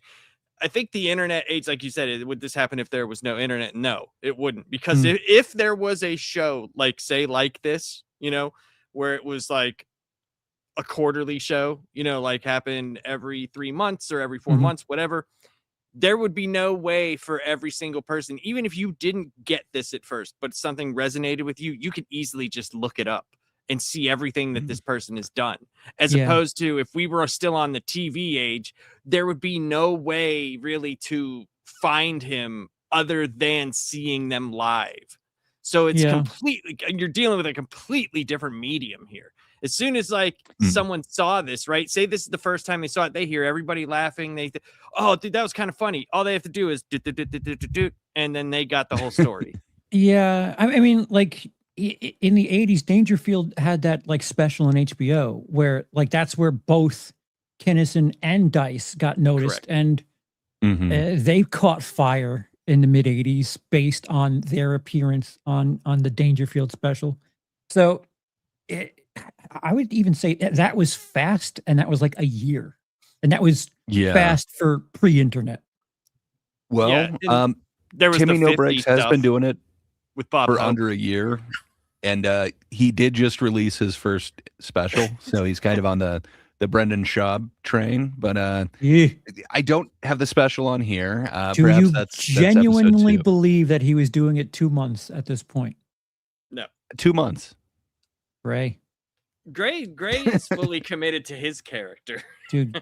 The character of Gray. The actual dude had been doing it longer. I'll weird. pull back the curtain a little bit, but Timmy No Breaks was actually in just a few months. I don't know that it's 2. This was, I think, at least a month after the first one, but it's a few episodes later. But Gray is the wrestling's not fake, it's predetermined guy. He's like, it's still real to me, damn it. There's some randomness. You can never account for everything. No, the Undertaker's really dead. I seen it. No, his eyes. How do you explain the eyes? All right. Well, this one, it goes on a little bit further.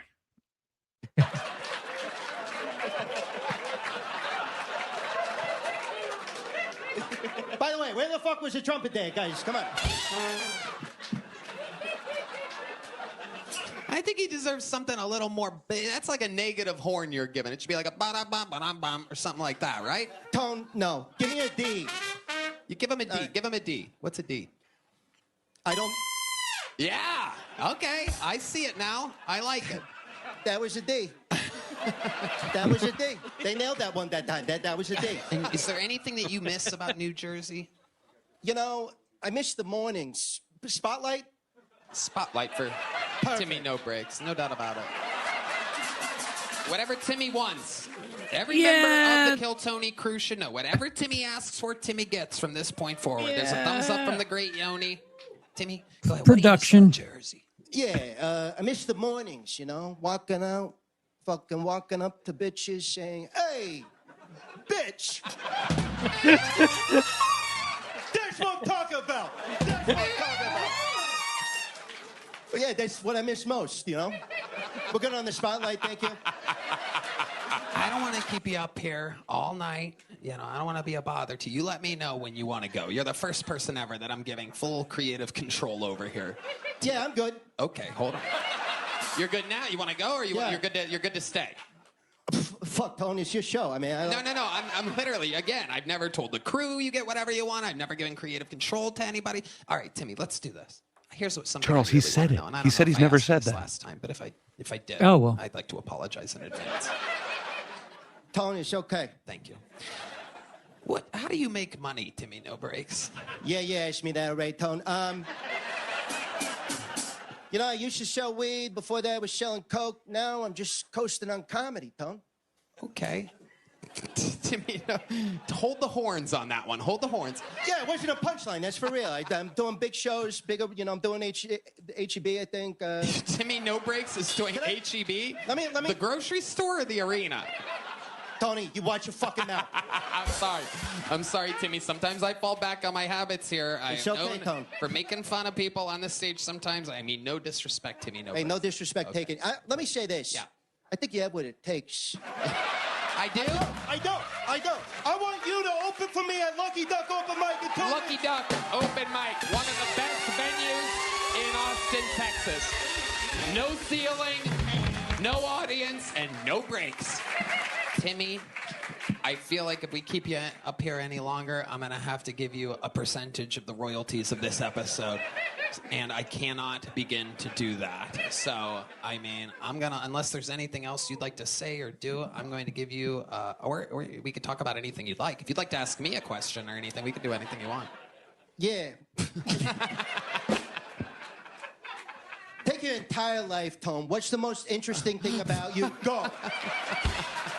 Tone, your entire life. Let's go.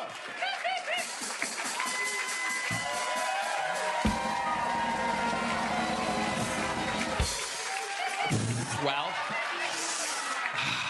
I mean, you know, it's a tough question. No, I mean, I guess the most interesting thing about me is probably that I'm... It's not easy, is it, bitch? You're gay.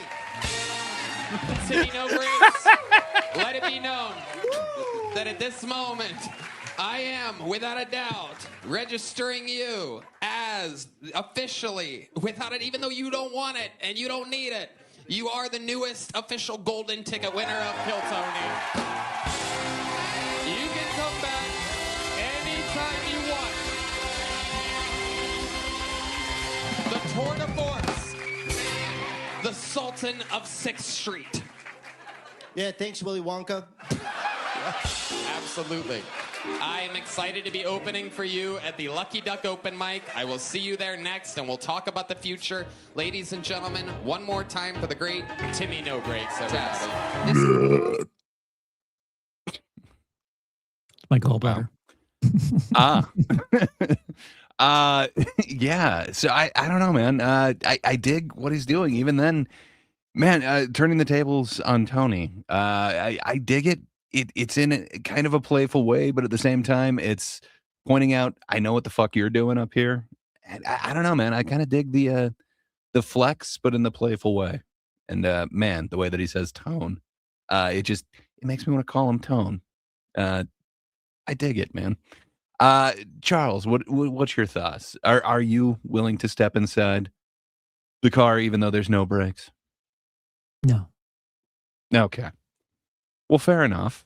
I think you can make it on board. But yeah, it kind of now I think he understands what he is, and now they can kind of talk behind the scenes. And he did make that public declaration that whatever Timmy wants, Timmy gets. I don't know, man. Maybe it's kayfabe, maybe it's all fake. But why do you acknowledge kayfabe sometimes, but sometimes you're like, well, he said it, so you know this is going to be the best fucking night of our lives because he did say it. So I meant to bring it up a couple different times. I thought I'd let Timmy kind of bring it up again, where he was saying that they're perhaps rigging the bucket. There are those accusations. He did say that.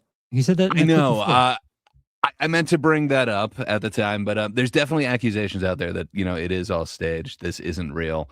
I don't know, man. I kind of think it is. The randomness of the bucket. There's sometimes where it's just horrible bomb after horrible bomb, and I can't see somebody going out and finding these people like it from the interviews in the street outside where there's all these comedians that put their name in the bucket that sometimes randomly get pulled. I don't know, man. It just seems too big to be completely fake. But Could they have orchestrated with him behind the scenes? Like, this thing's blowing up. We need you on a second time. Yeah, I could definitely see that. But if you're saying like everything's rigged, No, I I can't think get on board with that. when it comes to production and listen, is there a chance, most probably 10 years ago, that it was more of a potluck kind of thing? Probably, most certainly. But at this point, when you're putting this much production into things, you don't want dead air. You don't want there to be lapses in things. Pardon me. I want laps to be there. No, you don't. You want the show to move smoothly, and you want people to be on position. You want people to be prepared for this. You want the show to go well. So again, this is a situation where I feel like popularity and fame afforded this situation to happen. Where was it talent, or was it public interest? Which, is the most important thing when it comes to making money. For me, he's paying off. Like, I'm enjoying each one of these interactions more and more, and the fact that he's kind of lightly roasting Tony, showing that he knows what Tony's doing. Man, I'm digging it, but I don't know. Tony seems to be on board with it for right now. What's your thoughts? You're not on board for it? It's not working for you? He's good. Like he's certainly smarter and better prepared than the other cover band. Although I know this guy's not technically a cover band, but I don't know. Like again, my experience with Kill Tony is mostly arena shows. So like my purist nature is having a hard time like factoring in the interview portion as part of my stage presence. So yeah, it's kind of a huge part of it. Yeah, I think yeah. the Sorry, interview go ahead, is Mike. huge too, Right. because like it also helps them if they do come back, it helps them be able to be more comfortable, and they know, I think they can feel out the panel more, especially Tony. That's who, like, you're playing for a character of one at that point in time. So it probably helps them know what to kind of do, or what jokes, if they're just telling jokes, what kind of jokes to tell to win him over, which is the smart thing to do. Like, be honest, it's a smart thing to do, Right. especially if you're trying to make something of it. Yeah.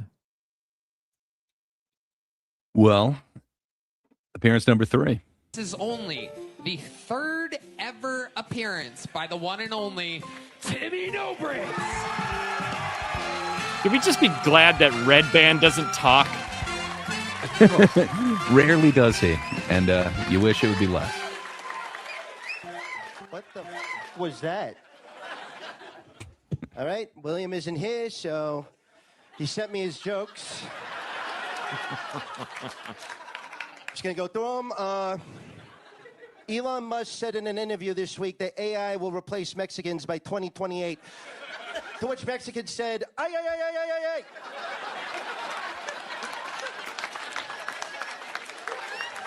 Okay. Good job, William. This one just says, Tony, moving forward, can I go by Clifford the Big Red Angry Retard? Okay, I think that might have been an interview thing. I don't fucking know. Okay, Vietnam invaded Italy this week. When asked why, they said, forget about it. I think that needs work, William. Conservative activist Charlie Kirk. Nope, let's...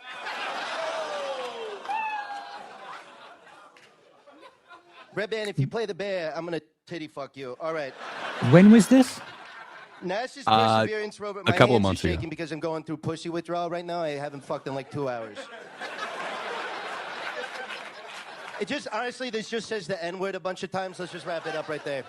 All right. Thank you, William. Boom. New jacket I noticed tonight, Timmy No Breaks. This is a whole different version. Was it was Kirk dead by this point? Yes. Okay. Yeah. So this was a little bit after that, not long after. So yeah, getting towards edgy, but saying like not gonna do it. I don't know. Does it count as edgy? Is it really a Charlie Kirk joke? Well, I mean, he It did seems like good it's as just William Montgomery. He got the same amount of laughs that, William gets. How dare you, sir? Yeah, I thought you guys might like the send up on William as well, where you say weird things and then you just raise your volume a little bit. But Greg, I thought I've told you this. It's the same thing with puppet comics. If you have the character say the thing, the audience doesn't give you the credit for the thing. So the fact that he's reading William's notes, whatever you're thinking in regards to Charlie Kirk, the audience is receiving that as William's notes, and like that's how you can skirt saying something edgy. It's awesome. Yeah, and it just says the N-word a bunch of times. No, it's great. And I love the send up and the fact that he's got like way too oversized. Like his obviously came from a poster board. It's not 3x5 cards like William uses. But still, I dig it, man. For me, I'm really digging what he's doing with these minutes. But yeah, this one, I guess William couldn't be there, so he was closing the show for William, if that wasn't clear before. So he kind of did his send up of William, which is kind of awesome, man. I just dig it. I like that he can write in a different voice as well. But I guess he is character, man. Are we still live? Yeah. I'm wondering if did we get clipped on copyright? Because we're still live. Okay. We're still live. Yeah. Okay. I checked. That's why I asked the chat, and I went to your okay. I went to your people already YouTube know as about well. no breaks, man.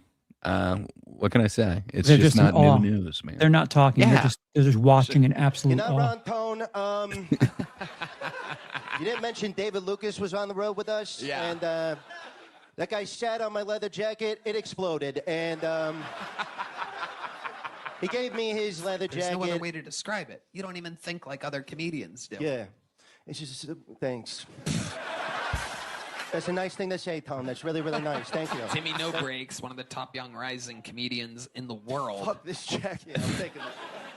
Timmy No Breaks, tell us, what have you been doing lately for fun? You're always up to, some real ruckus. Yeah, just plowing through push. And, I mean, it was great to be on the road with you. That was really fun. You and David, we got up to crazy stuff. I love seeing your routine, like kind of like what you do after the shows, like that thing you did when you, so like after every show, he smokes cigarettes, he has some drinks, and then he does this thing where he has a bunch of 17-year-olds that are about to turn 18 at midnight just line up outside of his hotel room, and then he fucks them one by one. And I thought that was pretty creative and like cool and like whatever, Why don't you control the situation a little bit and tell perhaps a young comic out there who might be thinking about chasing their dreams, why don't you have your moment and tell them... Are you trying to fuck me right now? No, What's going on? No, I'm trying to have you...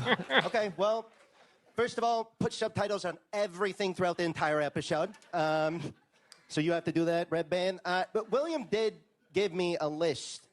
It was Epstein's list. So I was just gonna, I don't know, I could read that maybe? Yeah, you want the lights or the music a certain way, whatever, do your thing, Timmy. Yeah, whatever you do for William is good. If you're trying to be a comedian and that's your dream, fucking quit. You're never gonna make it. Preach. Okay, let's see how this goes. All right. Britney Spears. Oh! Christina Aguilera. Raven Simone. That's actually so Raven. The cast of Nickelodeon's All That. Oh, that's actually the victim list? That's fucking weird. Yeah, my bad. It just says it says D Madness times 500. I don't. To be fair, they probably sounded 19. Am I right? Am I right? Timmy, always going for that fist bump with D Madness. I don't think he has. Is he like blind or something? He is. He's blind. Okay. Oh, Jesus Christ! We call him Timmy No Eyes. Whoa. Okay. Whoa. If you could have seen what I saw. Whoa. So you did a big jazz club. Yeah, I did a huge jazz club. It was I think it was a 50,000 seater or something. Sioux Falls. I don't know if you guys have been there. It's like South Dakota, whatever. Big show. Yeah, big line out the front, and yeah, just gave it my all, and they said it was good. I think the New York Times was there. They did an op-ed. I think Vulture.com was there. They did an op-ed. Yeah. I think Red Band's mom was there. She did a fucking op-ed on my fucking car. So yeah, that one I ended up editing a little bit more. It seemed like the interview wasn't as charismatic, but still, he tried to bring it back to jokes a couple times. I really liked the bit of what Tony likes to do when he celebrates a gig. I thought that was kind of funny, but yeah, I don't know, man. What do you think, Charles? Diminishing returns, or is it still rising for you? Your appreciation. He can write, there's that, but he's performing to a very specific audience. Yes. Like, you need to know William Montgomery, which I only found out last week. Like, this is the type of stuff that when you do a corporate gig and they want you to, talk about, the vice president for 10 minutes, and it's like, yeah, I don't have any practice on this material. Would this stuff work in an environment that is not Kill Tony? Yeah. Is that a yes, or is that a, yeah, I agree with you?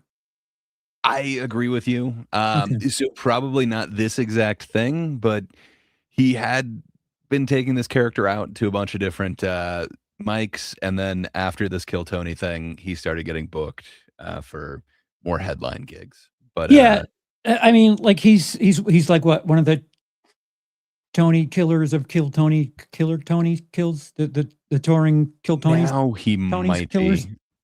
So What was that just again, episode Charles? 3. you had a stroke. So now he might be. He's been on 2 arena shows with Kill Tony, but this is still before that. I don't know exactly when the arena show came in. I think it was between 4 and 5, and then after 5. I know the last one that he did was on New Year's Eve this last year. Because in his little shtick there, he talked about doing the road with other Kill Tony alum. Mm-hmm. So yeah, and he's so gone you on the take road that and as like kayfabe. featured. No, so he's gone and he featured for Tony and David Lucas, and so more of that was in this interview, and I kind of cut some of that out. But he just mentioned he wasn't sure exactly what he'd do, but he's killing it on the road. They didn't explain it, and he said, "I don't want to give anything away." But I think this next appearance is gonna show you kind of what he does, especially with this minute. He Is that our favorite panelist, Roseanne? Oh, no. It is. With a short and fit Polly Shore. It Is that the Weasel? It's the Weasel. Yeah, man. The leaning tower of Cheesa himself. In yeah, the man. army now. Is Well, it jury Snake dude. yet? The heir to the Comedy Store throne? Some would say the son-in-law. But yes, that heir. Well, this is appearance number 4, and it kind of gives part of what he does with his act now. But yeah, perhaps hats on hats.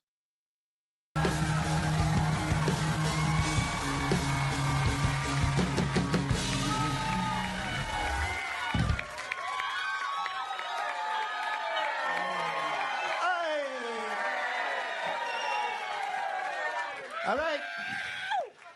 You dumbass retards like impressions? Okay. This is an impression of a generic white guy named Tim Stiefler from San Diego, okay?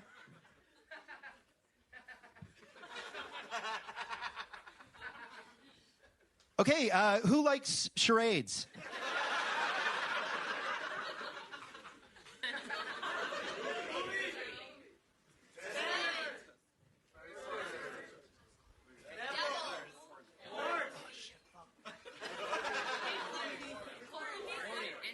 Yes, horny. Okay.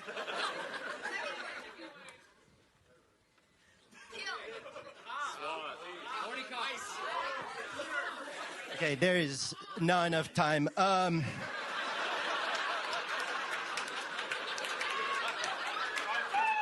It was horny officer gives Asian girl huge cream pie after deep cavity search. It was.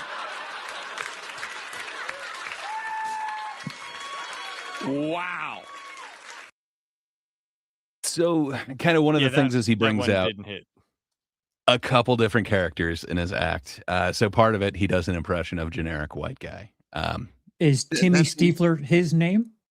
It is, in fact. If you remember that clip that I showed you at the very beginning, that was an interview with Timmy Stiefler, who was talking about, looking a little something like Timmy No Breaks. Yeah. So part of what he does is he brings in the comedy that he had as Timmy Stiefler, which it could be kind of cool. I don't know. I kind of don't hate it. It's a weird bit to make the audience act out charades and guess, all for that Great. punchline. If anyone ever gives me shit, I'm going to assign you to defend my career to them because. Well, I'll have Man. to see it first, man. If you're gonna do the charades thing, maybe. It's just commitment, but yeah, this one hits the least out of any of them for me, including the arena shows. The arena thing, he has a couple of fun gimmicks, but yeah, this one doing the Tim Stiefler impression. It's interesting. I've seen him do it a couple other times, and it worked a little bit better for me. But I'm almost like it's a bit waiting for the interview. Like that's what I'm. The interview is much better. Yeah, it's like yeah. he would be a great character on some show or something. I don't know, but like I would have to see like an actual his special to see like the full scale of it. It's very hard to judge his stand up on 1 minute, even if you've seen a bunch of them. You know what I mean? It's kind of hard because he's doing something new every time, even though it is the character of Timmy No Breaks. It's still a little bit hard to see everything. I would 100% watch a special of his to see everything. Episode 2, man. Well, part 2, I should say. We'll have to watch his special, or at least report back after watching his special. But yeah, the interview I think kind of redeems this one, but by all means, this seems to be the weakest minute for me. Roseanne seems to get it. Look at her. That was Oh, my she loves impression it. Of a generic white guy named Tim Stiefler from San Diego, and I'm glad I'm not that pussy. That guy fucking sucks. Never thought we'd see an impression of what appears to be just a normal human being. Just a boring, sad little Jew. Is he a Jew? Is that a thing? Yeah, I'm working on him. I made him Jewish. I'm a small dick Jew. I shaved off about 4 inches of my cock for the character. I'm pretty method on it. Yeah. Amazing, Timmy. Timmy, you know me. Nothing but respect. Whatever you want, whatever you need. You're the Whatever I want? Yeah.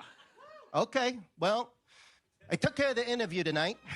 Here are your scripts. Amazing. Absolutely perfect. Okay, so. And then this one is for D Madness. I'm gonna do scene directions. I'll be reading for myself. Tone, you have the first line. Wow, you are the fastest rising stock in the show. Why don't you control the situation a little bit and tell actually, I can't do this. I need to be honest with everyone. I've waited long enough. Spotlight. A spotlight shines on Tone.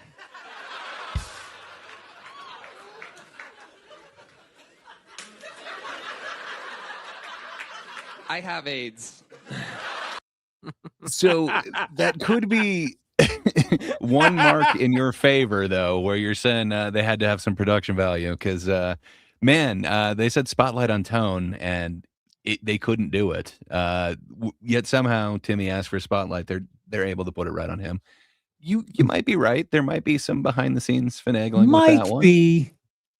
There just might be. It's some evidence on your side of the scale. I'm just saying that. But yeah, so far, do you hate a scripted interview, Charles? At least it's scripted in front of everybody, so you know what's going on, not just behind the scenes shenanigans. This isn't my cup of tea. I kind of figured the act out character thing wouldn't be, but maybe they can win you back. We're good on the spotlight. The lighting returns to normal as the rock monster from Fantastic Four strikes a sad tune. That's obviously you. That's an awesome roast. No. Okay, what the fuck? Take it, Red Band. Wait, you have AIDS? I think you're playing yourself in this, by the way. Yeah, it's it's stage 4. When it's stage 4, you turn red. There has to be a cure. Maybe Joe Rogan has a supplement for it. Tone shushes Redband by gently pressing a single finger to Redband's lips. I already tried elk piss. Look. That's awesome. That's good. That's actually good. That's good writing. Tone, there's a lot to get through. We knew my promiscuous gay lifestyle would catch up to me sometime. You have to let me go. And you have to host this show. I don't think I'm ready, Tony. Don't think, Redband. Just do. The music subsides as a drum roll begins. Quietly. Redband takes a deep breath, preparing to deliver one of the funniest riffs in the show's history. 3, 2, 1. Oh, God, Tony, if you have AIDS, then why does it taste like you have so much more? Never mind, Tim. It bombs really hard. Yes. Never mind, Timmy. You host the show. Tone stands, clutches his hands together, and does that weird little thing where he shakes it on either side. And you have to know Tony's Then he mannerisms leaves to do that, behind the too. curtain. That's awesome. Timmy takes his spot. This is Kill Timmy.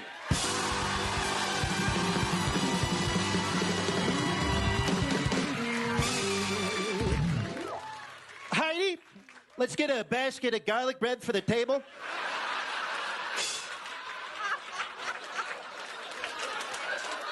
Heidi enters.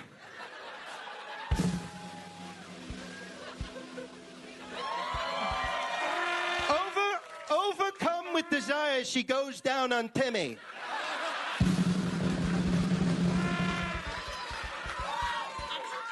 Timmy comes. Okay. Whoa!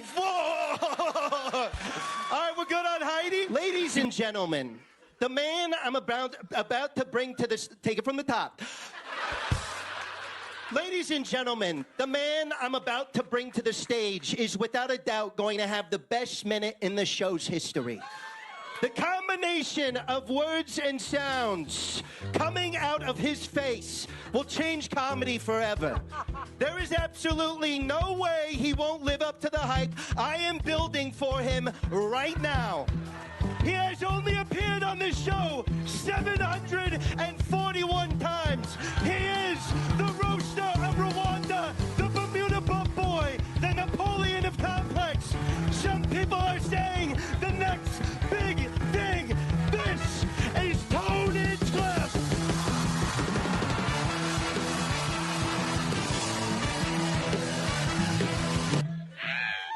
Well, man, these lights sure are bright.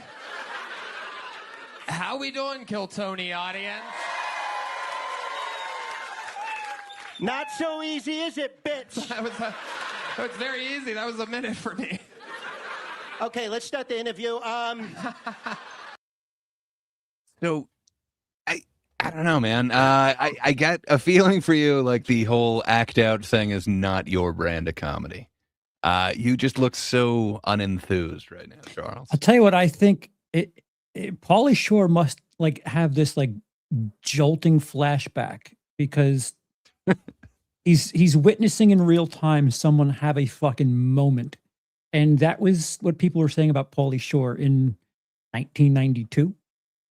Yeah, and that moment faded quickly. So it's got to be wild for him to experience it from I don't know, next to that thing happening. Am I hearing what you're saying? Biodome 2, starring Timmy No Breaks. I'm down for that. Okay, after seeing a minute, or well, I guess 3 minutes from Roseanne and a minute from Tony, who did it better, man? Who opened the show better? But that was the opening of the show? I mean, that was the opening of Kill Timmy. You know, that was how his scripted episode began. You know, Tony came out and tried to live up to the hype. Yeah, He's I'd definitely rather got watch the belt Tony. buckle. Yeah. So this one by far was the hardest to kind of edit down because it's so scripted and stuff, but still it seemed to be the least kind of laughs per minute. But On behalf kinda of the works. performers, I do not appreciate you editing. I understand. I didn't want to, but man, each one of these is like upwards of 15 minutes. So yeah, we'd be here like 3 more hours. But yeah, there's a little bit left to this one, but again, he's gonna kind of put these inside jokes, and I appreciate them. Tone, how long have you been attempting stand-up comedy? I've been doing it 18 and a half years. 18 and a half years. Yeah, I started at the Comedy Store. And Okay. Moved here 5 years ago. So 18 and a half years, Tone. Okay, let's do this. I want to hear your best joke in 18 and a half years. No pressure, Tone. Well, Let's just see your best so joke. glad you asked, Timmy. And let me tell you, what you've built here is absolutely incredible. I gotta say, the opportunities that you give people. Here's a small joke. Wow, it book. sounds like a regular episode. And that's Yep. how you catch a small joke book. We can go all day. Okay, D, hit your line. You have the final line, D. That you did right. D Madness is part out. Is it okay? Can I read that? Yeah, I forgot D doesn't know how to read. Yeah, you can take it, Tone. You can take it. Say dig it, cats. I'm about to piss in my drawers, you feel me? Need a righteous brother to haul my black ass to the John. Quick like. Ah, shit. Too late. Done baptizing my britches. Hey, Tone, sip this elk piss. Might cure the AIDS. You dig? Ha, just jibing slim type shit. And scene. Okay. Timmy Newbrain. Holy fucking hole. So he had some pretty big opening and closing things, but that one seemed to be the most meandering in the middle. Even though it's all scripted, I don't know. Charles, do those payoffs work for you or no? Too long of a bit. No. It seems like you were in agony through most of that. So I kind of assumed that those two big hits wouldn't be quite enough, but I kind of like the double hit where, he not only relentlessly mocks how long Tony's been doing the comedy, but then, makes him on the spot. Okay, what's the greatest joke you've ever written? Go, do it. That's a really convoluted way to just take a jab at Tony. He could have just done that. Instead of but I kind of dig setting up this thing. But it's where- jabs at literally everybody, including, well, I guess, I don't know if it's jabs at Heidi or more shots. I don't know. But everybody, man. I kind of dig it, but I can understand if you're not into that. After showing you the William Montgomery thing, I kind of had a feeling that the act outs, the character types were not your thing. Yeah, But that's fair to assume. yeah. But okay. Carlin, how many cheeky characters did Carlin do in his career? Yeah.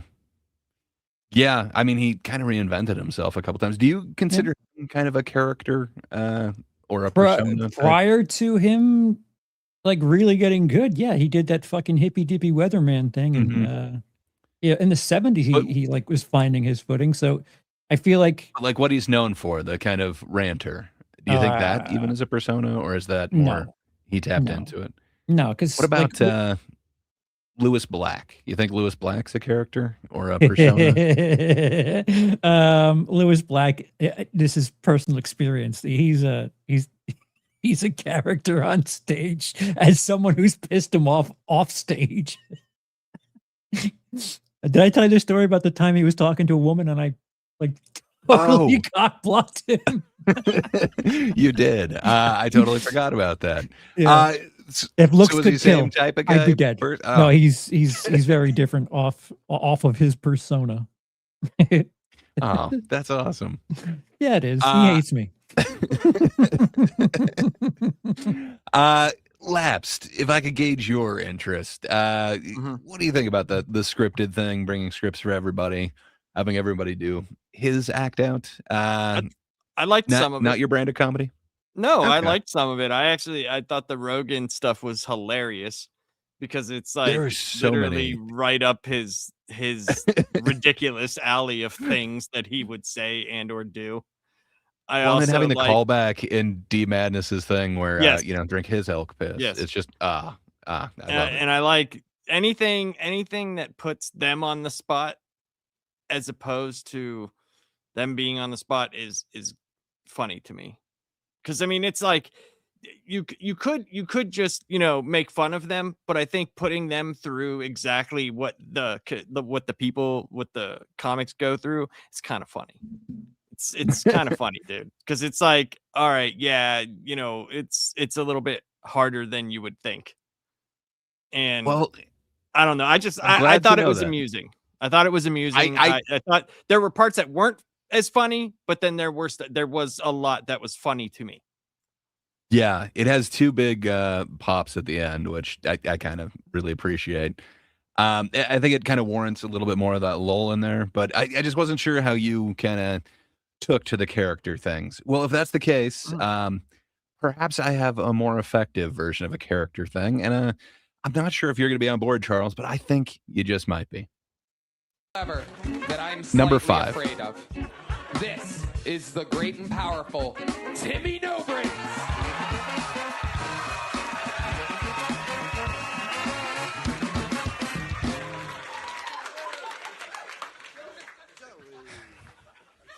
So it's fucking this 2-year-old.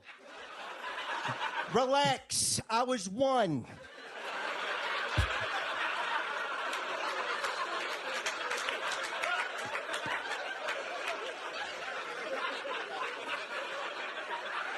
Guys, that need to get a much bigger pop, okay?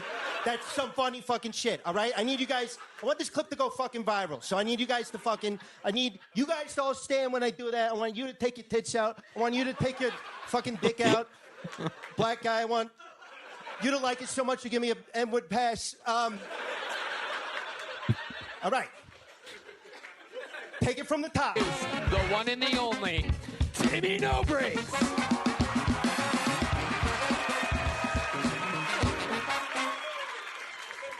So this 2-year-old was following. I was fuck.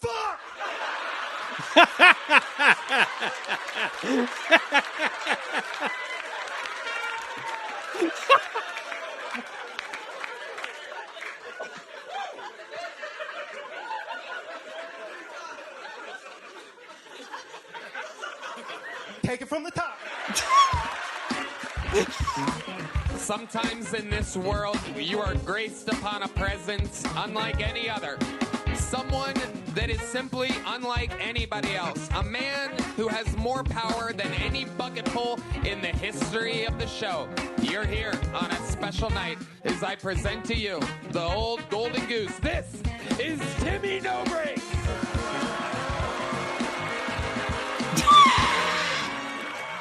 What the fuck?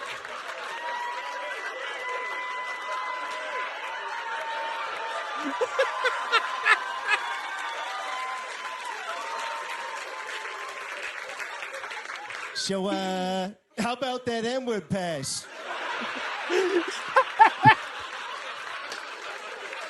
Come on, bitch, give me that shit. God damn. Look at this motherfucker. I'm gonna turn to my left. Yep, I'm gonna look right. Yeah, here. I'm looking at the panel to my left. I'm looking at the audience for a little bit, but then turning to the left. Nope, there we go. Look at this gay motherfucker. God damn. Look at this gay motherfucker. Your face looks red as shit, you Navajo-looking motherfucker. God damn. What's your name? She squats her dick. Holy fuck. God damn.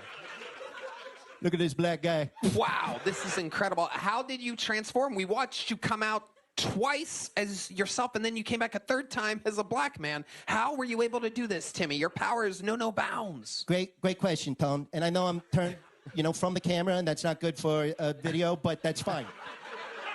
Now look, the last time I was on, I set a bar, and I was like, how do I top this bar? You know how I thought I'd do it? Blackface. That's the only way to do it, Tom. It was the only way to do it. And I said, fuck it, blackface, black body. And yeah, I did just gesture to my big black cock. That is something I did. Look at this bass player right there. He's right by. So, I don't know, man. Charles, are you on board with this type of Who thing? is the person in the sunglasses that is having as good a time as I am? Good question. Looks like they're wearing fake muscles. So sorry, that is Kyle Dunnigan. I thought you meant the gentleman that currently is Timmy No Brakes. No, not the. Yeah. So that's Kyle Dunnigan playing Sylvester Stallone.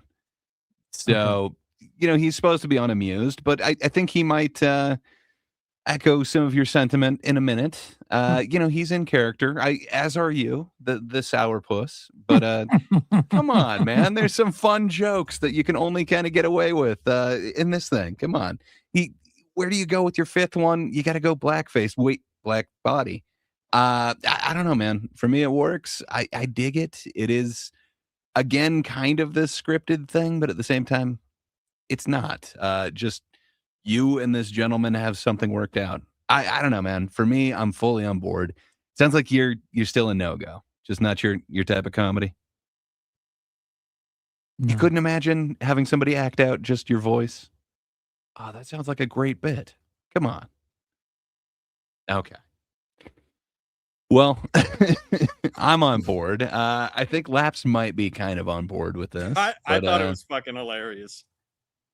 I didn't expect it at all. I thought the bit was just he was going to keep fucking it up, but man, that Well, yeah, that's what I like. When he fucked it up, I thought that was great. But then when that dude walked out, I was like, wait a minute, what the fuck? What is happening? I think it was just overall so ridiculous to me that I just yeah. Okay, you got me. Yeah. Clarence. Yeah. Third time's the Well, third time is the Clarence. That's Clarence. It all makes sense now. Not to be a fucking mushy cloud, but you expect something on the third go.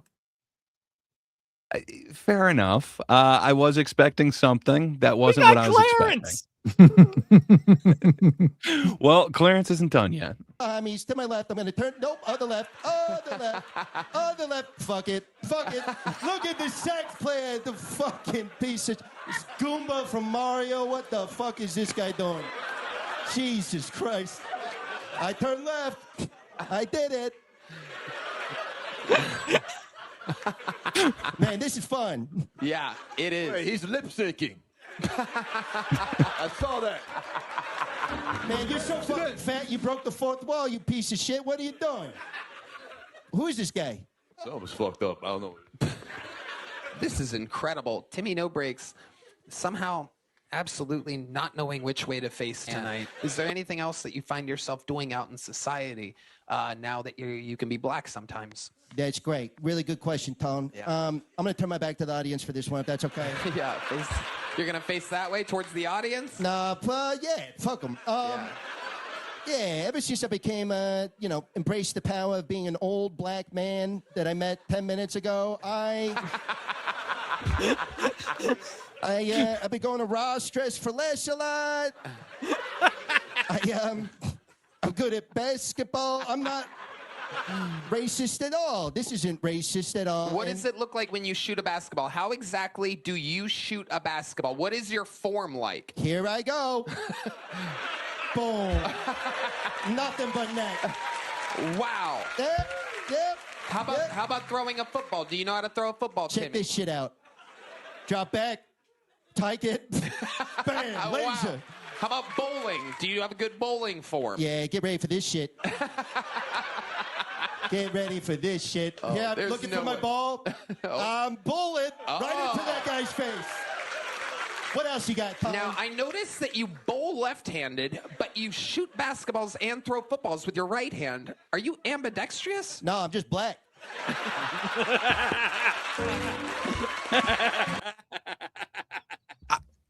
Man, I get it. It is kind of cheesy, but come on, Charles. Some of this is timing, man. I don't believe that that's a scripted out thing. Are you so cynical that you think that part is scripted? What do you mean? What do you like that seems pretty off the cusp to me. Like, wait, I saw you throw left, throw right. Are you ambidextrous? And I don't know, just the answer on there. To me, it's not coming off as scripted. Are you The fact getting that he said, kayfabe "I'm to just this thing? black." Yeah, I think it worked to me. It was an unexpected punchline. I don't think that was a setup. I think he's So the fact that being funny in the character. we're making a joke about the guy who isn't black is actually a black guy, yet are constantly making references to him being black. I'm supposed to give him credit for making a joke about being black at this point. I Like think that doesn't so. like I get it. I get think- it. It's not Timmy No Breaks. It's a black guy, and we're going to say everything we can possibly about the fact that he's not legitimately him.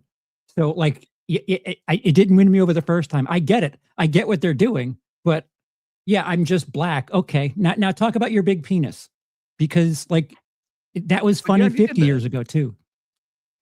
What? He already did that though. This is a different part of the set. Oh, This okay. is the part where he's talking about his athletic ability. And Okay. he said in the middle of it, this isn't racist. So Yeah, he's aware of so- it. That it's that whole lampshading thing. So when he it's talks good, about man. child support next, I'm supposed to laugh at that because I don't expect that. I mean, I think that's weird that you would go there with it. That's not where they Interesting. go with it. Okay, But interesting.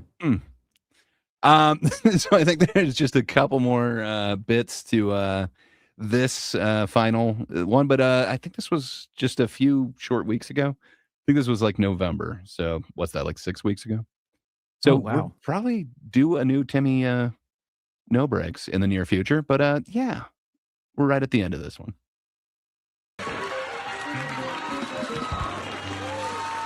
I mean, what can I say? Skills. Have you been trying to be a ventriloquist? Because there's times where you're talking and your lips aren't moving at all. You see, I've learned, Pone. Well, I'm gonna eat your pussy. You got a pussy and I'm gonna fucking eat that shit. Here's the big joke book, Timmy. Hey, watch me catch this. Here we go. Here it comes. Boom. Yeah, there Still we go. got it. Lights out, motherfucker. See you next time. Woo! So Here I go. I'm leaving now. could have been a fun callback if he made him throw I'm it gonna back dance to a the little bit, audience. but then I'm gonna go. All right, I'm walking the way I came. I'm walking out.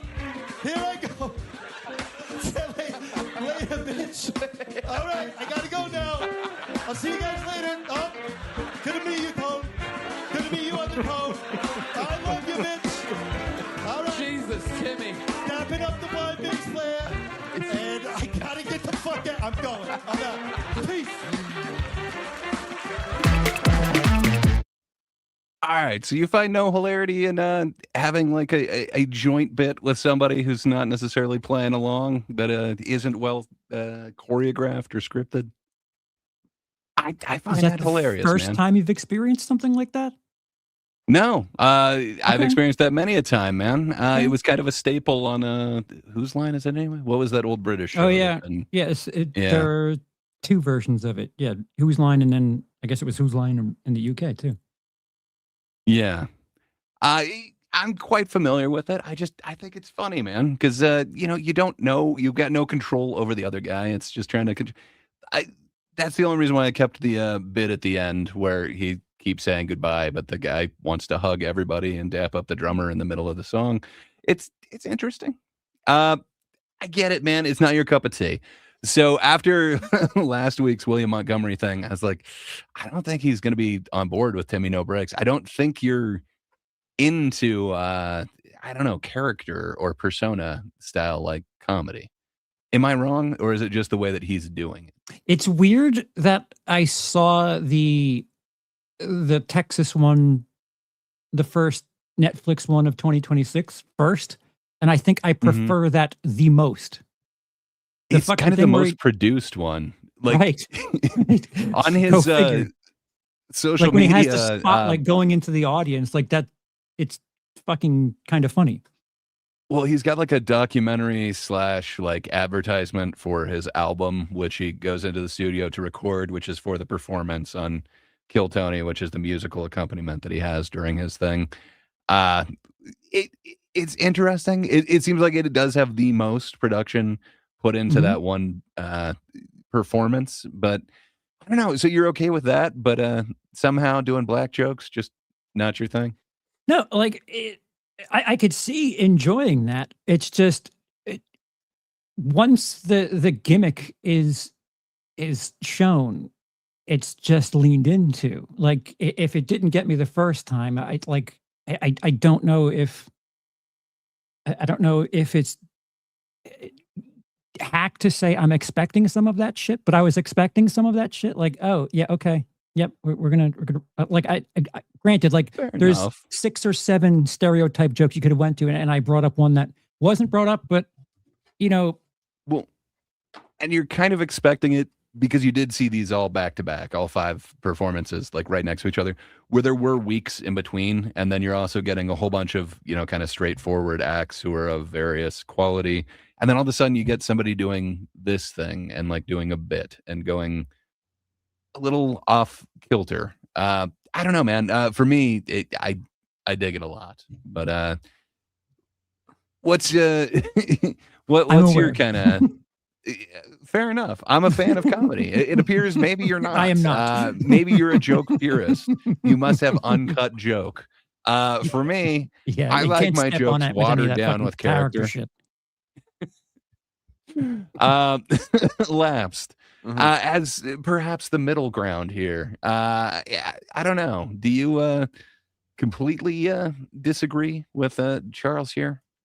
Did some of it work for you, or is it watered I down? mean, a lot of it worked for me, but I also am, you know, I grew up in New Jersey. I also like, I just find the stupidity of it and the commitment to it good because he acknowledged it. He acknowledged it.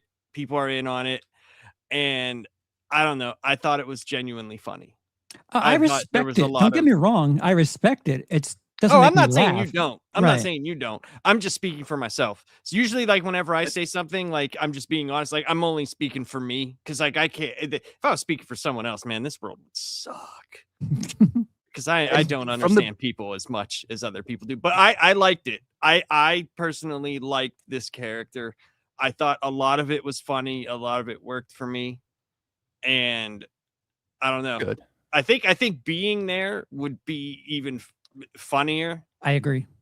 But I agree. Think also, so. like, there's a lot of Kill Tony that I don't like. So you know, seeing that wading through the waters of mediocrity might not be the best, but just himself, I think he's hilarious. I think Yeah, it's very funny. See, that's weird.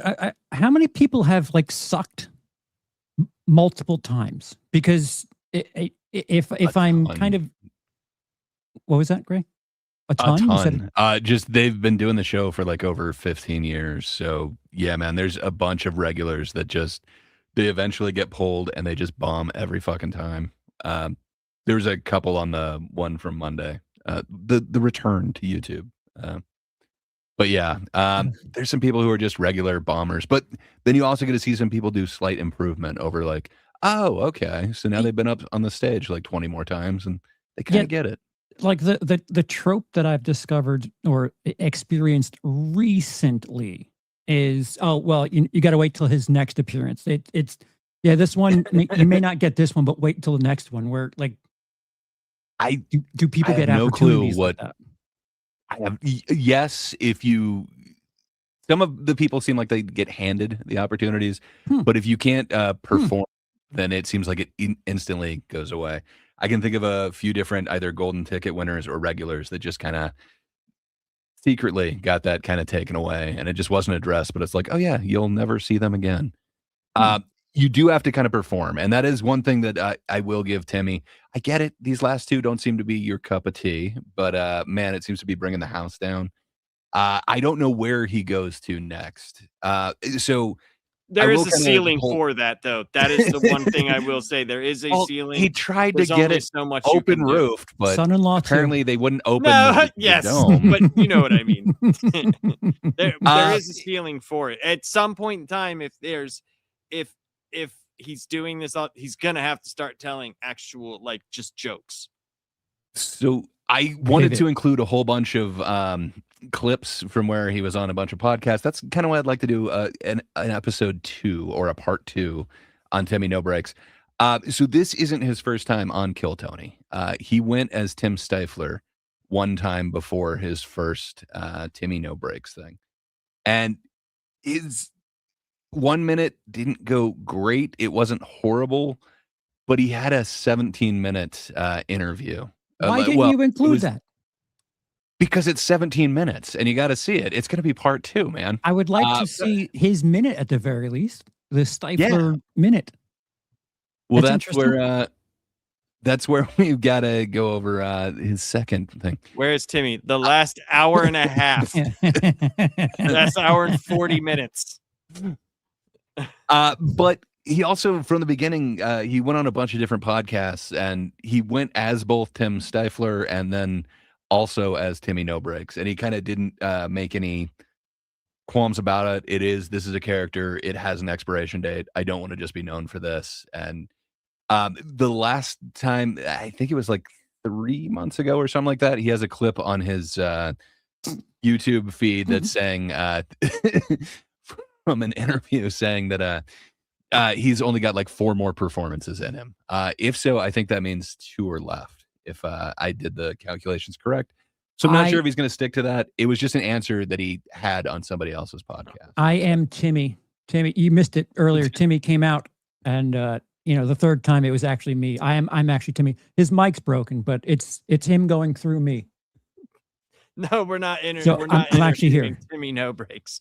It's a couple people that don't really know Timmy No Breaks getting to understand him. I don't think I would ever want to interview Timmy No Breaks. Oh, come on, man. He seems awesome. He seems aware of him. After watching his appearance on a couple different definitely podcasts, funny. I think it'd be awesome. Definitely funny. I think he would be a huge asset to any interview thing. I think he would bring levity to it. But yeah, he's an improv guy. He's not necessarily a comedy guy. So I guess the character came from he found the jacket. He found the jacket, and then he just kind of thought there'd be this awesome character of somebody who just gets mad at the audience for not laughing at his jokes. And man, I kind of gave him powers. Yeah, I dig it, man. But yeah, he is fully aware that this is a character and there is a shelf life for it. And then what he's looking to do is bring another character out next time, apparently. So I'm interested to see if he can do that, if you can kind of catch that lightning in a bottle twice, or if you're going to go back to that same character and he has to just keep going back to the well. But we'll see if he sticks to that thing that was he said on a different podcast where he had like 4 more Timmy appearances left. Full points if he does the new character somewhere where he doesn't have that Kill Tony hype on it. Do that Andy Kaufman shit. Apparently he was working out the character for like at least a little while at open mics before that first Kill Tony one. Well, I would premiere this new character somewhere that isn't Kill Tony, and try to naturally get attention to that other character, and then do some Tony Clifton shit. For sure. Dude, his show's going to be like meta with like 9 holograms of himself, all these different people. It's going to be his own thing. It's going to be ridiculous at some point. But yeah, fair enough. Maybe I didn't sell you on Timmy No Breaks, Charles, but I gotta say, look out. He's a huge name here. Also, on a bunch of those podcasts, he was talking about kind of going from only having like 10 minutes to having to fill like a feature set and then having to fill like a headline set. He seemed to be really honest and kind of reaching and struggling to. Wait, he had 10 minutes and he needed to fill a headliner set? He started getting booked for headlining sets too, and he seems to be really honest in a lot of those interviews. So I would like to do kind of a part 2 to that. It seems like he has kind of, there's similarities between his kind of meteoric uprise and Schwab's, if you will, but or Schwab's. I think I keep adding a W in there for no reason. Dude, a fucking headliner set is like quadruple and half a 10-minute set. On Christmas Eve, he released his first full special. It's on his YouTube. I don't know if we should check that out next time, or if you want to check that out on. Do you want to do part 2 to this, Gray? I don't know if you said so, but do you want to do part 2? Oh, okay. It doesn't necessarily have to be next week, but there are some follow-ups, and I think it's kind of worth seeing what his first set was on Kill Tony. to truly get there. But can you really understand him though? Can you? I You mean, can hear I'll say this for me personally, it's not. Yes, the person, no, but the character, yes. I think I'd like it. So you won me It's over, interesting, Gray. man. I never would have thought that you'd get into comedy to do like a disposable character. But I mean, you look at all the lists that I had you guys. It's like this is like choose 1 the through best 5 on. case scenario. If someone planned on kind doing of a is. character and exploded like that, no one could possibly plan for that. Like that is like the 0.01%. Oh, you nailed it. You capitalized and everything right place, right time. Perfect scenario. The fact that you're getting headlining gigs when you don't have feature time. Whew. But he's also writing like just the perfect comebacks too, where he's like, okay, if he asks me this, here's my like canned response.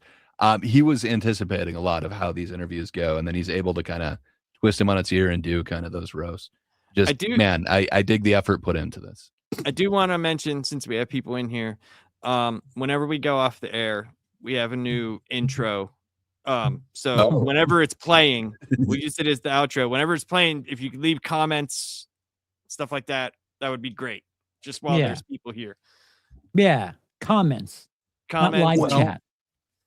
You know, all that stuff. Well, you can live chat it too, but also comments and tell us what you think. We've been it's for anybody who can't tell, because I've had a few Discord DMs on what exactly we were doing here. It's been asked to me a few times, and I thought it was self-explanatory with TGIT. Like maybe we're just older than everybody that is kind of watching. Maybe I'm sure there's people that are as old as me, but yeah, that's what it is, guys. It's supposed to be like TGIF, but for stand-up. I think young millennials and Gen Zers would think of what Disney Channel? What was their answer to TGIF? I don't know if kids remember. Like, you'd have to be in your 30s to remember TGIF, at least. And I'm not saying that about everybody, but no, yeah, there's just been some a few questions that I've gotten. Yeah, like which I appreciate though. I appreciate it. Yeah, watch Too Many Cooks. Just like, how do you not get that? Come on. They will now after this intro. Come on. They'll definitely get it. Well, I guess that pretty much wraps up Timmy No Breaks for now, but there is kind of a part 2.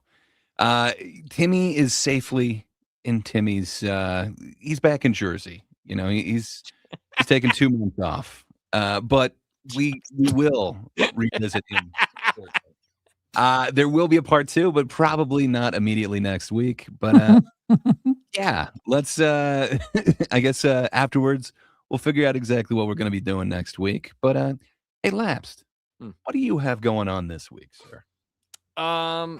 Me and Lunchbox Warren launched a new channel, Off the Shelf Comics. It's actually doing pretty well, and Nice.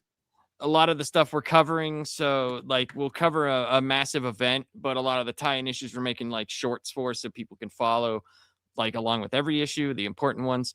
But we'll have a show tomorrow covering DC KO number 3, and Friday for last panel we're going to be doing our top 10 Tim Burton movies, and I believe he's directed 15. But yeah, we're going to be closer to 20.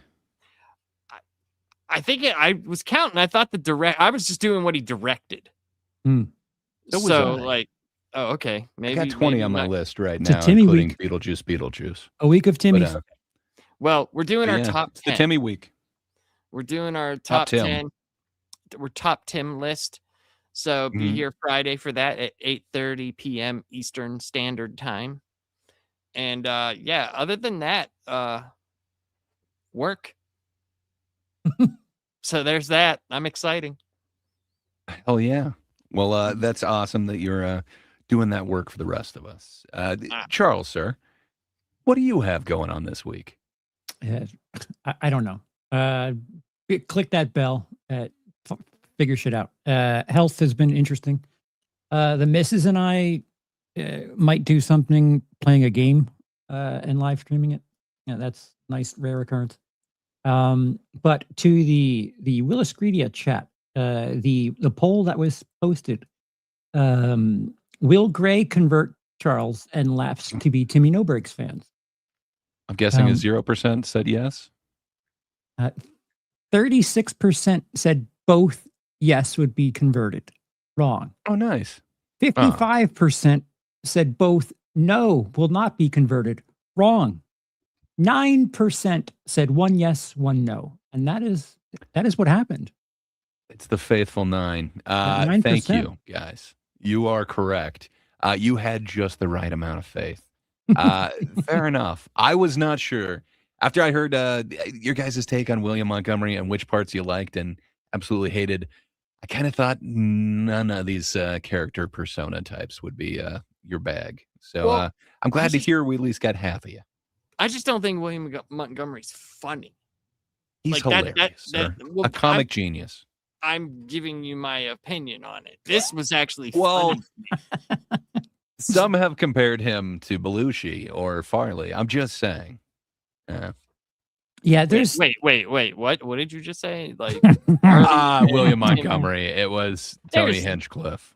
Well, he's ridiculous anyway. Yeah, Kill Tony's Fair like enough. there's a little bit of an echo chamber with like the Kill Tony fandom that like turns me off a bit. Where it's like, guys, it's not everything. There's other things going on in it. Everything that comes out of there isn't the greatest thing in the world. Sorry. But I gotta say thank you to those, and I'm sorry I let you down. Those 36% that said that I would convert both of you. I don't know, man. I had the power of no breaks, and yet still couldn't convert. Yeah, it seemed like you were coming around. And you're like, this could be, and then nah. I thought once he attacked crowd work, he had you. But I respect a bit. As a comedian, I appreciate just what it is that he's doing there by kind of mocking the process. The entire process, man. Yeah. I'm digging it, but they're subtle barbs. You'd have to kind of know, like the whole, Rogan recommends some supplements, and then it turns out a few sentences later to be elk piss. That's great. I absolutely love that. You kind of have to know a little bit of the insides, but man, I dig it. I understand it's not your cup of tea.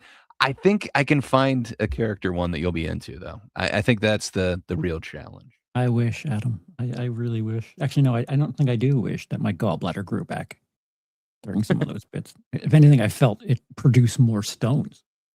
Gray's Wow. unadulterated faith that he can convert people to his way of it is admirable, man. I appreciate the drive. I certainly 100%. respect it.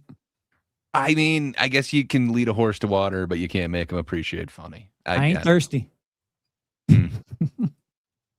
You'll drink eventually. I hate food. Who needs drinks when you can eat? Well, hell yeah. Lapsed. Hit that button. It's the night, a right time for laughter. We have the guys to fill a custard, even though one is a jar of mustard. Thank God it's Tuesday. We take a look at comedians, and Charles used to be one. We have a lot to say about comedy. Can you believe Grey is a jar of mustard? Then there's Lapsed. What does he do? And why is he